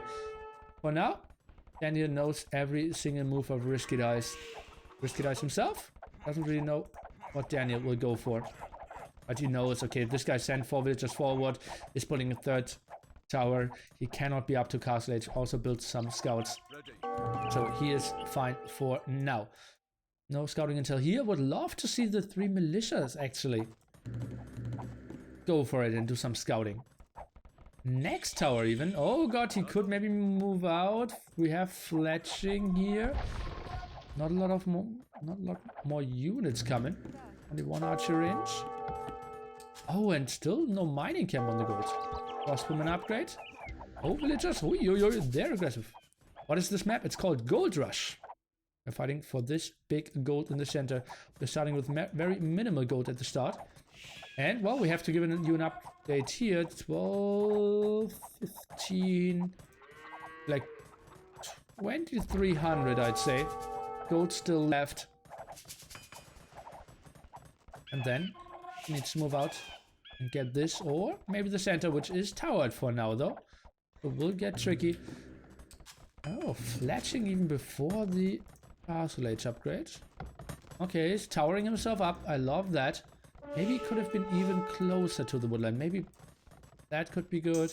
Maybe one over here and maybe one over here, and then he should be fine. Even catch? Did he catch one crossbowman? I don't think so.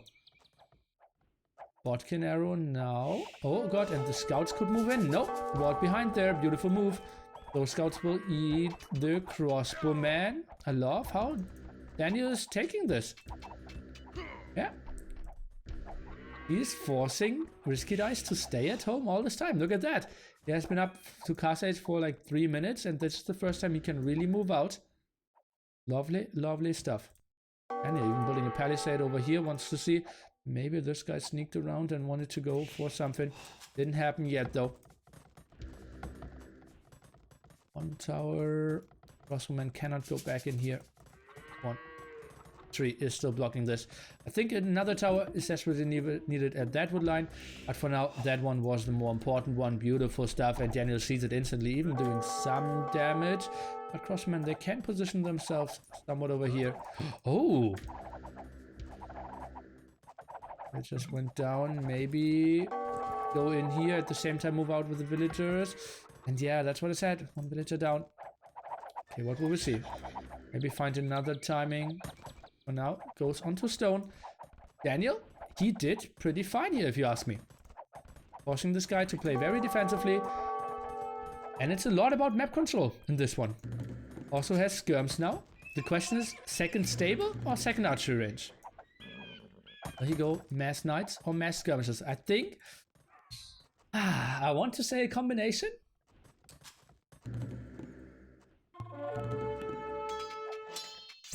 Clearing up militia.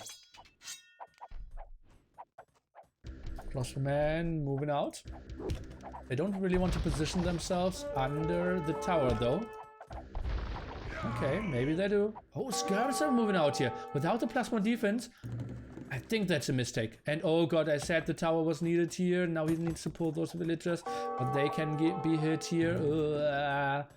Daniel, that could have been a bit better for you. And this attack, this is looking good for RiskyDice all of a sudden. Our player from Japan. 92% here. Those scouts aren't doing much. Walls behind. We need another house desperately here. That was a bit late. Only 44 HP. Another tower. Well, there will be some dead villagers for sure. Skirms are moving in, but they are from long distance. Try to go for some splits. Scouts around as well. What is the first upgrade? +2 defense? What? No, that was a misclick. Okay, we go for +2 aggression. Vodka arrow and elite skirmishes. So we will clear up all those crossbowmen. If he keeps the skirmishes for that long though. Oh, all the towers cleared up. What will we see here? I think that could be cleared up, and then the second tower still will be an exposed gold. Skirms didn't get the kill against those crossbowmen, and they can get out here as well. More crossbowmen at the front. Builds a house here. That means some villagers are going out, and they might run into their death. I ask second archery range or second stable, and he answers with neither, which I believe is the wrong answer. Second archery range would be desperately needed. A lot of crossbowmen now. Combining forces. Uh-oh, what is this one doing? Weirdly moving out. Siege workshop. That's what I said earlier. This is map size 8. No, it's map size 2. They just spawned very close to the edge of the map.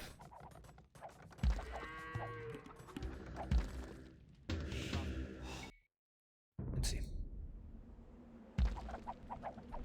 You see now at the front, that tower will go down, and with it all the villagers. Mangonels. I said it earlier. I think they aren't the answer to Britons. Now, first knight added. Oh, but Daniel, look at his stone amount. He will build an aggressive castle. Oh, that could be the changer. Gold is running dry in 800 here, but he will have control of that. But if we see mass mangonel, mass skirmisher, and a castle here, which he has stone for now, that could be a very dicey situation for Mr. Oh no! He's going for the safe one. I can't blame him. But I would have loved to see another one. Mangonel going down. Z-Top gifting a sub. Thank you so much. Crossbowman, well, those are aggressive ones. Oh, even killing his own scout with the Mangonel shot. RiskyDice, he's playing this so well. Hallelujah. Getting big shots in there and killing the next knight. This castle might even not go up. And oh boy, this castle, it might even die. Let's take a look. Mangonel shot here, and this is no, it's missing as well. Didn't get the ground attack done, and this shot is somewhat okay. GG, well played. Daniel is losing this game. Why didn't he go for more units here? That was just so weird to me. Only one archer range. Look at all his resources still in the bank. Oh, sloppy Mangonel micro and Britons. Just so good here. Daniel underproducing units in Castle Age. Still, a good game by both of them, I would say. I like the move of Daniel with the towers, with the scouts. It hold RiskyDice back quite nicely. Only another tower needed here. Then he didn't need to put so many villagers behind the lines. Lost some skirmishers, didn't really know how to fight. And what a throw is something I can't really say. But a great series for sure. And I'm pretty happy with that, I have to say. Oh, high level play from two of the more unknown players, but they will get more known throughout this qualifier for us for sure. 1744, 3. Okay-ish timing. In the end, more villagers there. Daniel, it was close for him. Was close for sure. G to the G, he was in the chat earlier on. I assume he will watch this. So, RiskyDice, the higher seed. 7 against 10. Made it happen. RiskyDice advances. And that will mean we will have, at the semifinals, BackT against RiskyDice. That will be interesting. Tomorrow we'll have ACM and Metal, Stark against Whitecourt, 18 and 20 GMT. In the loser brackets, we have Dowd against Cloud and Eddie against Daniel. It feels like Daniel is the big favorite to me there. Winchester against Lan. Could be a pretty interesting game as well. Lan, I heard rumors, is on fire at the moment. 2.4k was broken the other day. And after this whole qualifier is done, we will have a second qualifier as well. So if you love this, yeah, there will be love. A lot coming your way. Be honest, Nili. What about what? Rumors.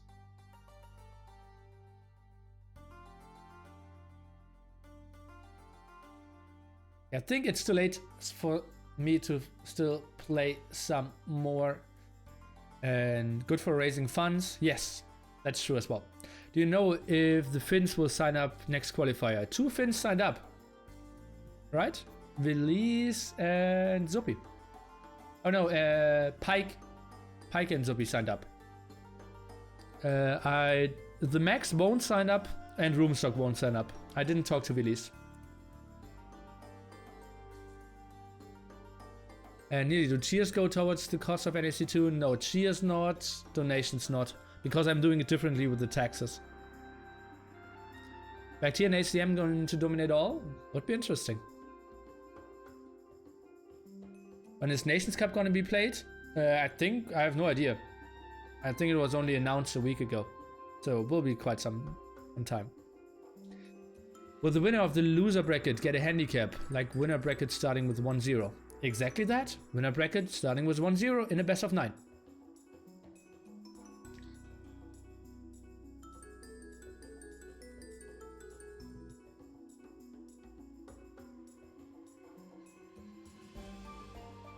Why will Roomstock and the Max not sign up? Roomstock feels he has no chance to qualify and the Max says he has no interest in the tournament.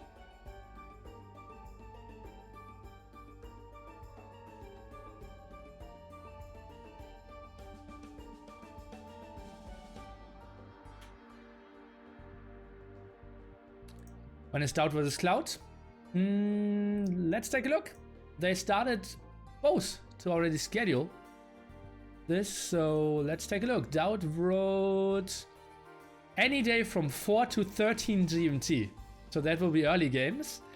And the scheduler for Cloud said Cloud is on a trip this weekend. Not sure about next week's schedule. Can you suggest some times after Wednesday? So they will play after Wednesday and at a very early time for Europeans. Why is it called Nili's Apartment Cup? Because I'm Nili and it's in my apartment and it's a cup. So, 3 crazy things that I wanted to include in the name.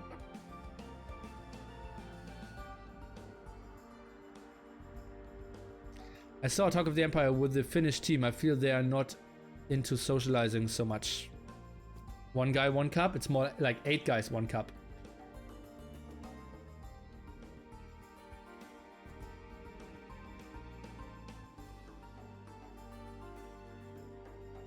I'm open for more questions if you have any.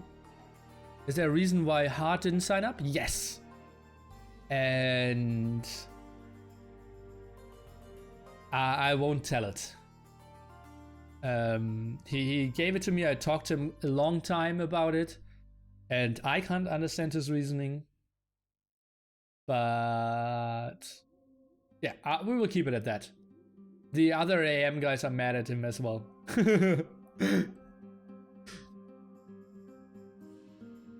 Last time Dowd wanted 22 plus GMT. This time 4 to 13. Makes no sense. He offered early times as well, I believe. Last time. Hardest from Peru. Clam will go for qualifier number 2, I heard. Would be lovely.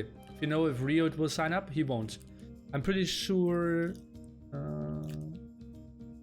no more games tonight. No, I'm sorry, my friend. I will soon host probably Stark, the only guy who is still streaming as well. I'm just answering some questions that people might still have, and then we'll go to bed as well. Tomorrow at 18 GMT, we will have the Rex of ACM versus Metal, and after that, the live games of Stark versus White Court. So that should be very sweet.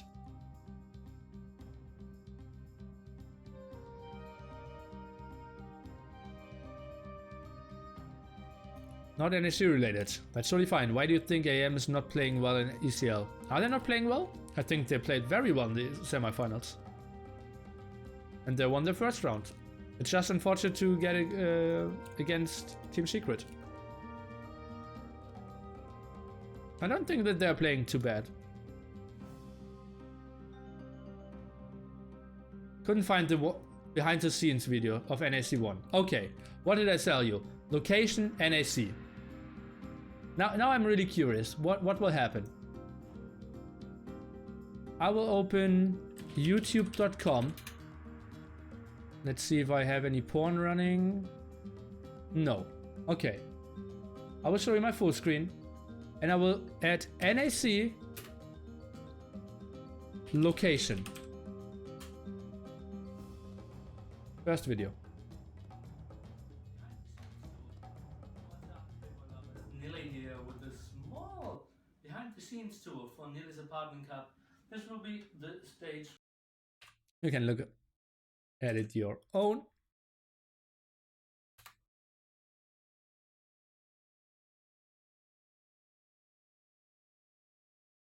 Nine gag bookmark? Yeah, it is.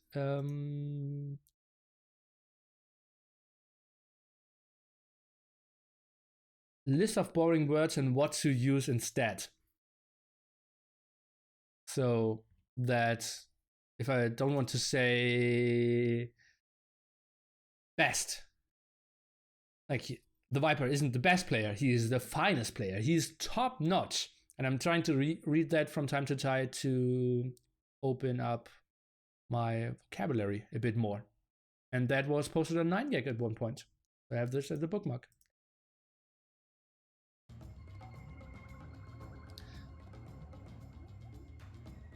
How come Spring did not make it into brackets? There was a rating cutoff and he was 2080 at that point and the cutoff was at 2160 or something. So he signed up, but he didn't make it. If I was Bill Gates, I would buy Nili a massive mansion and do Nili's Mansion Cup. Interesting. If there is an NSC3, do you think you do more qualifier spots compared to invited spots? No idea.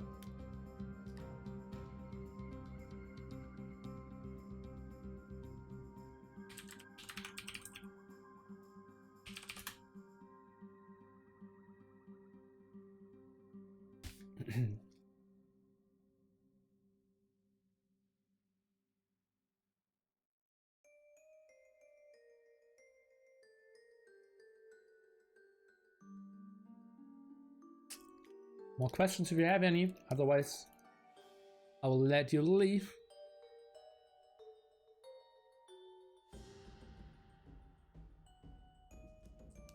If it's even better viewers than Hidden Cup, why not expand? What's your question? I want to expand, but in what way?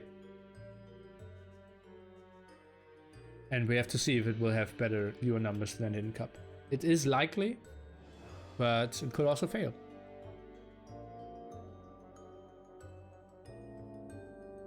Nili, sir, can we go please? Yes, you can.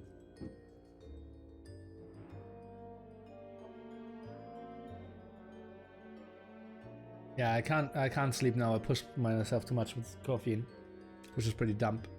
What time is it there? I'm at 3 AM. More players.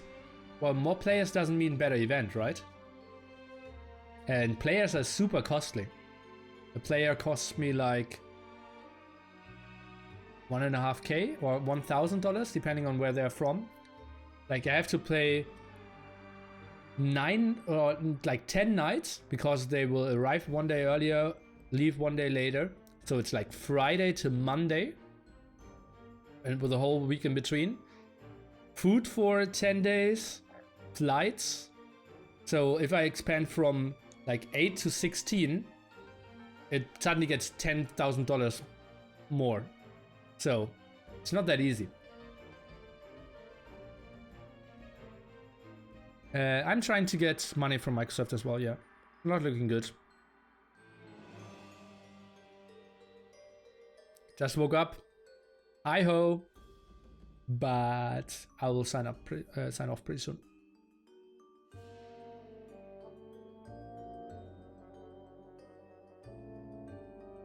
Which civ would you like to see nerfed and which would you see buffed?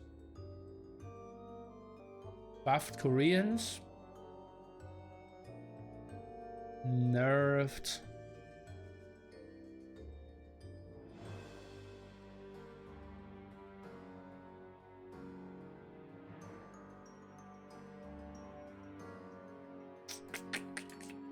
Let me take a look at the civs again.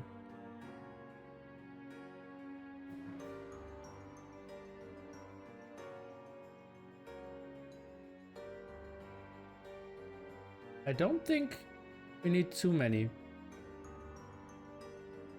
Indians as pocket still feels strong.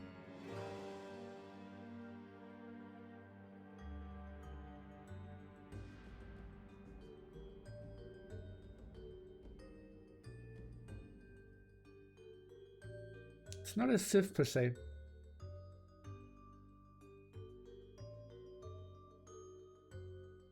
Maybe Italian's a bit on water still. That's civ, like units that need buffs, like the Castle Age Scorpion could be better. How am I scrolling here?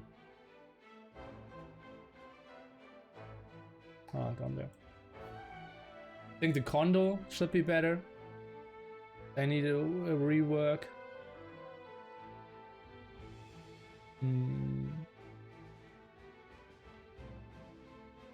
Like a lot of unique units aren't really used.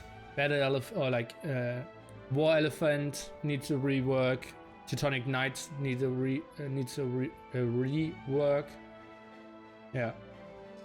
Teuton's Goth. Goth is probably the civ that needs the most buff at the moment. Saracens could be nice. Vietnamese, I believe, are somewhat fine now. Yeah. Khmer need Thumbring. That would be good for them, yeah. Teutons and Portuguese should be buffed. I think Portuguese are absolutely fine. People just don't appreciate them enough. Was there a buff on Vietnamese? Yes. Initially, they had like 10%, 15%, 20% more HP on their archery range units. Now it's 20% flat, starting from Feudal Age. The list elephants are pretty bad. Yeah, a lot of unique units aren't really used.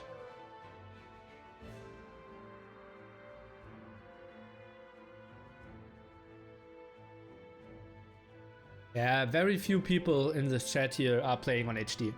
Like, the whole competitive scene is over at Woobly. Yeah, Saracens and Goth probably are the ones that need the most. Archer elephants are worse than ballistas, right? I think archer elephants are better. Buffer Rambai, yeah. Was Khmer had gold mining bonus? What was nerfed? Khmer got Arbeless, I think, but still don't have Thumbring.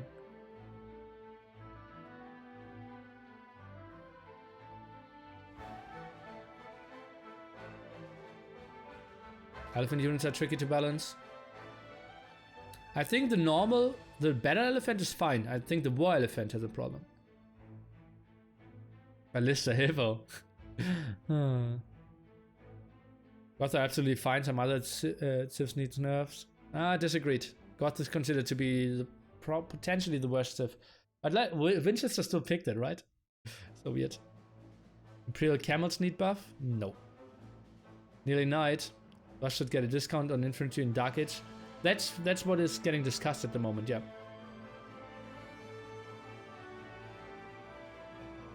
Rate your all-time DM top 5 players. Oi. Callan, Jitba, Bender.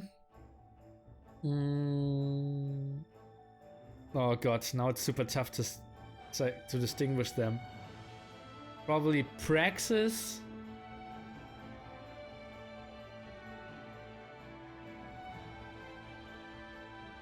Oh, it's so tough because they changed names so much.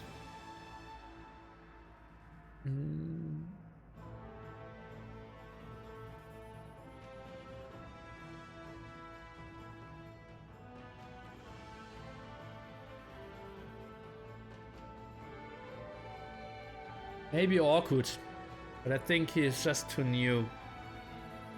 So the code, interdimension. Yeah, probably those 5 then. Yeah.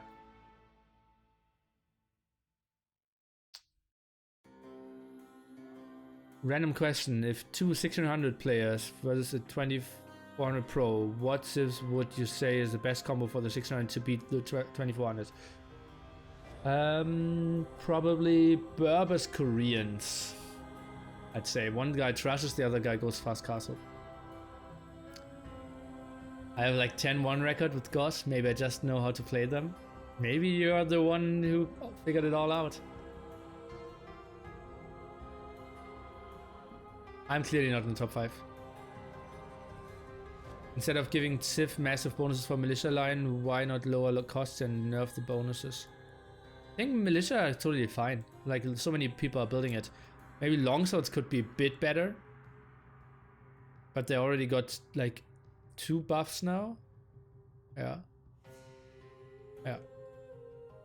Maybe even 5 HP more? Iori, well, he was a randomer player, right? But he was incredible as well. How is the DM community? It's fairly good sized? No. It's completely dead outside of tournaments. If I was hosting a deathmatch game now, like a 2v2, it's impossible to get 4 top, like higher than 1800s. When we had tournaments running, everyone was training because it's so rare to have a tournament. But outside of tournaments, it's completely closed. What are we waiting for? Nothing. I'm just answering random questions. There are no more games coming up. Sorry if you just joined and wanted to have some Age of Empires action. I'm just trash talking at the moment and soon we'll host someone. If you want to see gameplay, Stark is at the moment streaming and he, I believe, is playing. Yeah.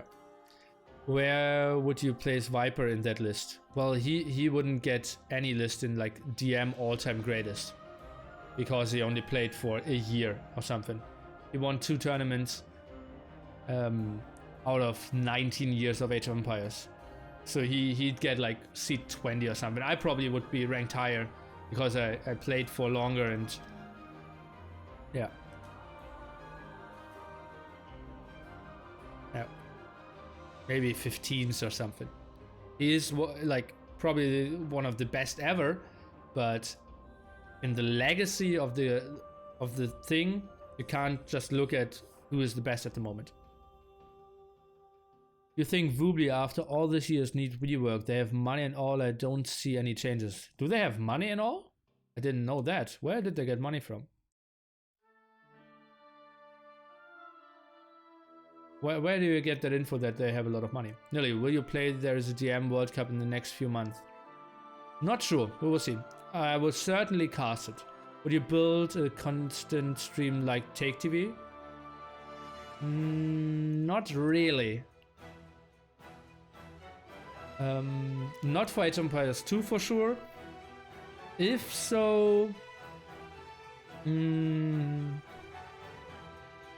I'd move in with casters, like the casting house with T90, ZeroEmpires, Killer B, something like that.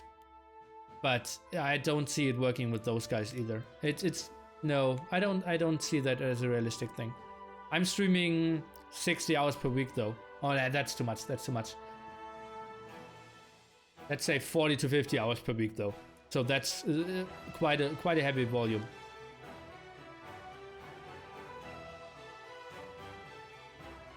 Chris had quite legacy. We can agree on that, but I was only asked about deathmatch legacy. Daniel, good games. Best of luck for you for the rest. Oh god, now Stark is also me. Guys, you came to the wrong channel. I was just about to host Stark. We were casting some Nili's Apartment Cup where your beloved Stark will play tomorrow at 20 GMT. I will cast that here. Also tune in at his channel again. He will play against Mr. Whitecourt, a 2.2k from Chile. But for now, I'm only answering some viewer questions. So if you want to see some Age of Empires 2 content when it comes to gameplay, you're at the wrong station. Sorry for that. Daniel is from the US of A, as you can see at the top. Tanabor, thanks for the prime. All accounts and ads are for server costs, right? And they have some people working there as well. Yeah. Woobly is run by volunteers. Yeah, not sure if Woobly has that much money. I have a viewer question. Are you the first tourney admin to grant an admin win? What? No. Happened several times, Stark. How are the hamburgers in Hamburg? It's tough for me to say since I'm a vegetarian. So I probably can't give you an answer that will totally satisfy you. And I never ate a non-vegetarian hamburger in Hamburg, I believe. Yeah, I was vegetarian before I moved here. Oh, Age of Empires 1 soundtrack.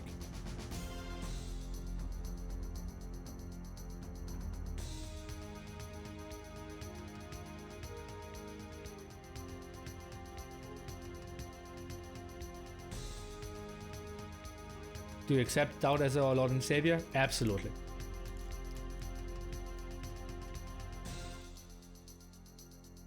Thanks for casting Game City. Thanks, Daniel, for being around. If you're watching this and next time you have a series where you win or even if you lose and want to come over and want to talk about the games, that would be lovely if you're up to that. Just message me at the end of the cast, maybe.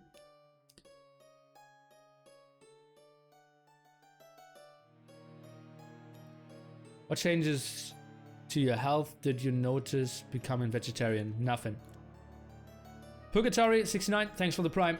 When I became vegetarian, I just switched from 3 pizza Hawaii and 4 liters of Coke per day to 3 pizza vegetarian and 4 liters of Coke per day. So I didn't eat healthier. I just didn't eat meat. Can you eat meat like ever? I can, obviously. If I put it in my mouth, chew it, and swallow it, I ate meat. So I'm technically able to, yes. Is it for moral reasons? Yes. 4 years of coke? Good lord. Yeah. Well, it was at school times, right? And I was still playing poker professionally. So it was like 2-3 hours of sleep at night, then 2-3 hours in the afternoon. I was always tired. I'm so surprised how I finished school. If I eat a hippo, that's cannibalism? Name-wise, it would be, yeah. Yeah, I was playing on PokerStars. So that's 6 hours ahead, 6 to 9 hours. So I always started my session at like 21:20 my time. Yeah, and played for a lot of hours. How many Cheetos do you need to support 8 gamers in your apartment? I never ate Cheetos, so I can't really say that. I'm vegetarian as well. God, I love those drunken streams. I'm actually vegan at home, vegetarian when I'm traveling. I'm thinking, what would you eat in Serbia? Rice. Is there another game in your life you would stream it? Well, I streamed some Mario Kart, I streamed some Dive Kick, I streamed some Q-Wop, Minesweeper, I streamed some poker. I could stream like me playing Warcraft 3, which is way lower level. I could stream myself FIFA, Overcooked, forgot about that, yeah. So yeah, some smaller games, but I could never stream a game with that much passion and that long of a time compared to ZeroEmpires, yeah. What time are you streaming tournament tomorrow, GMT? 18 and 20. If you want to know that, always scroll down. And there's my schedule and also an AoE zone there, some info. Do you think poker has anything in common with competitive AoE2? Some. You will get better if you invest more time. You will get better if you talk with friends about it. Yeah. Do you think there could be language difficulties with some of these potential tournament winners? Some, yeah. Yeah. But we will see how we'll work this out. Bread, yeah, bread could be fine as well. Yeah, I would never go to Serbia for the food. Solitaire.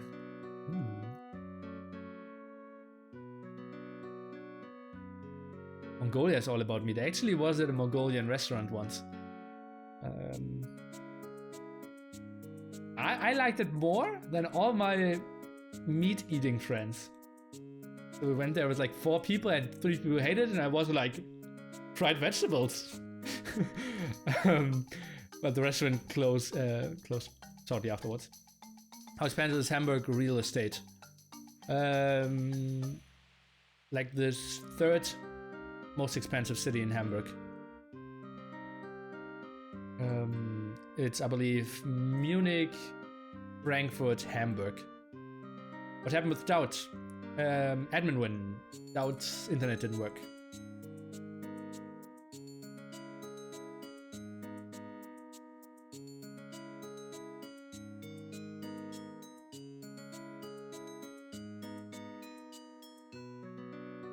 So to give you a relation, how expensive it is, I was living in a flat sharing apartment with 6 people, and we rented one room that had 13 square meters for 413 euros, including internet.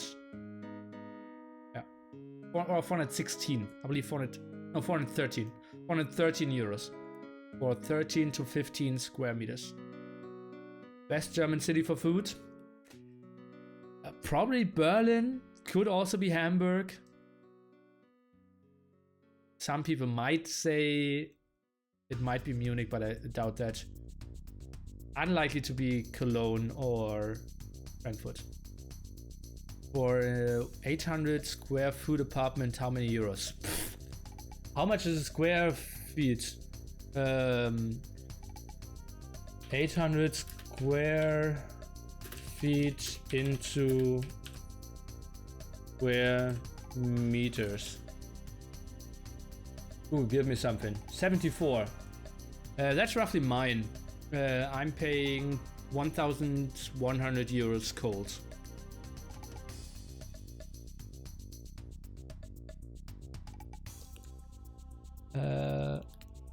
Yeah, so I pay way more than you do. Oh no, not way more. No. At 800 square feet, so we are paying close. Yeah. What do you think are the most dues for tourists in Germany? Depends on what you like. If you like football, going into a stadium. If you like fast cars, going to the Autobahn and drive like 150 miles per hour. If you like beer, then drink a lot of German beer. If you like history, visiting some castles. Something like that. It's easier to cast in German or English. Way easier to cast in German because it's my native language. Jupe thinks it's easier in English since the vocabulary is fitted more for AOC. Yeah, I can see that. Yeah.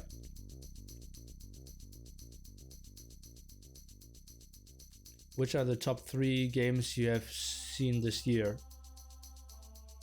Well, what was it? Suomi against AM? What was it? Arabia? Then AM against Tyrant, Regicide Fortress. Those are the top 2 by far. And game number 3. Yeah, quite easily. Doubt against TaToH Gold Rush. Yeah. Fast cars, I almost thought he was saying if you like fast cars, that's no. Even Germans think the Autobahn lack of speed limit is crazy. No, we grew up with that. It's totally standard. It has the same rate of accidents than the others.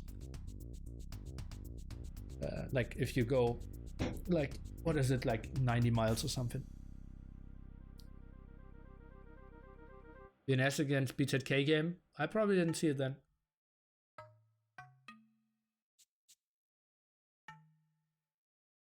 I would visit Germany, but I'm already going to China next summer. Might be very nice culture as well.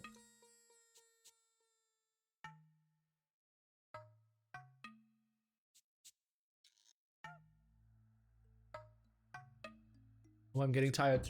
I'm that I keep drinking coke. Okay, questions are getting slower. If you keep spamming questions, I will host someone.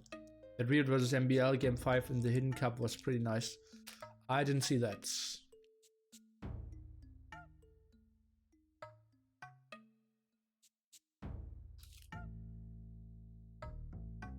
I'm not sure how many plans I can do. Because like ECL finals aren't really set yet. Maybe Gamescom there's something. Oh. Other Mandarin perfectly. Why should he? Okay, so no more questions. Okay, no questions flying in again. In NAC2, can you understand Northern Mandarin? What? In NAC2, what underrated civ would you like to see that isn't often picked? Khmer? For sure. And what isn't often picked? What can be nice? Portuguese. Turks. And Vikings. Yeah, that would be nice. And you said you are from Hong Kong once. Ah, okay. Do you plan to learn to be more politically correct in the future? No. When am I not politically correct? Max Phobos.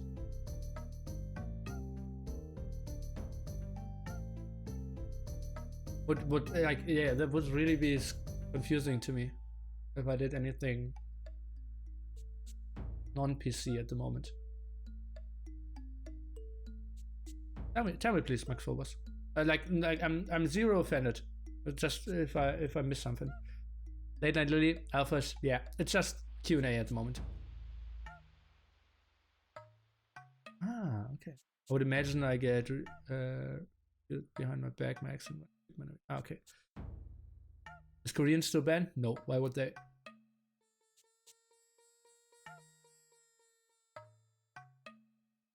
Lay on land maps, yeah. Nili, what do Germans call a fast castle in German?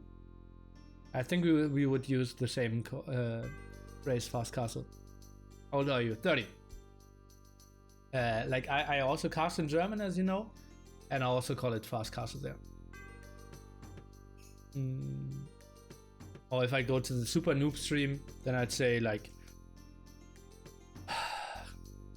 trying to get into the castle age very quickly in German. Yeah. What are your thoughts on 50 wood towers? It is the best solution we came up with. It isn't the perfect solution, but I think it is okay. You get so many Korean spam questions that I thought you had put that video on repeat. Oh no. Will you see any Vikings wars on islands or something in SU as a special setting, or do you prefer free picks? I'm thinking about a lot of stuff. I will meet MBL, Viper, ZeroEmpires, Robo, and all those guys next weekend. So I will talk to them with a lot of ideas that I have. We'll prepare a small PowerPoint presentation and we'll ask other players, or not other players, but them.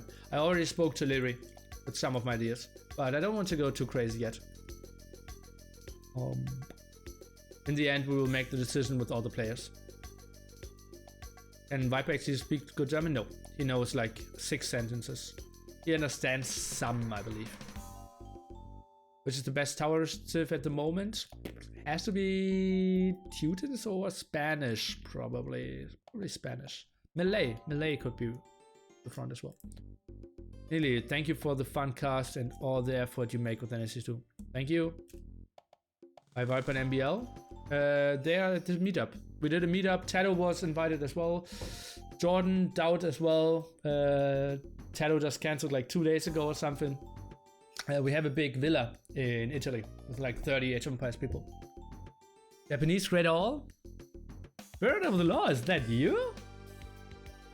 Vulnerabilis Elephants, BOP?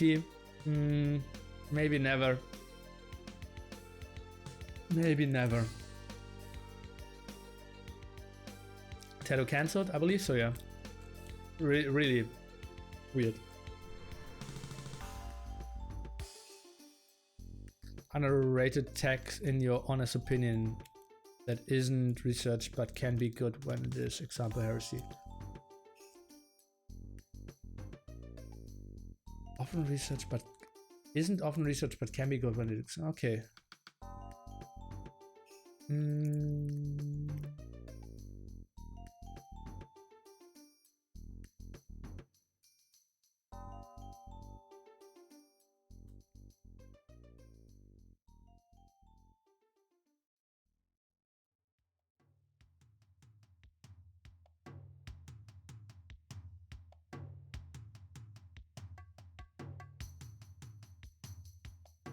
Probably Jillnet might still be under-researched. It's tricky.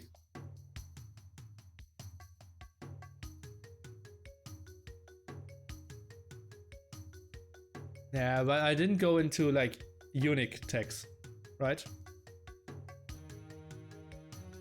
Because those are rarely done ever, or always done with the TIFF. Yeah. You're running out of questions. Aye, aye, aye. And I'm going to bed.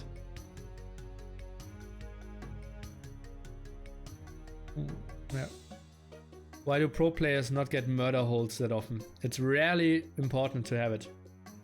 And it costs 200 stone. Favorite tech?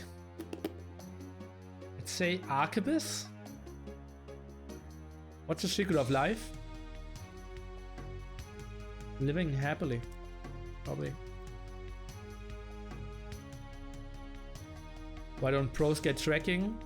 It's not that important. I think they undervalue it. For example, Shine, like my best ZeroEmpires 2 friend, he always like couldn't understand why aren't they getting tracking. Yeah, It's +2 line of sight, right? Yeah. Which came first, the egg or the chicken? Ay. I was at a custom party once.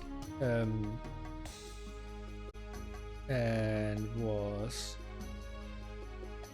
wearing an egg costume. And there was a pretty sweet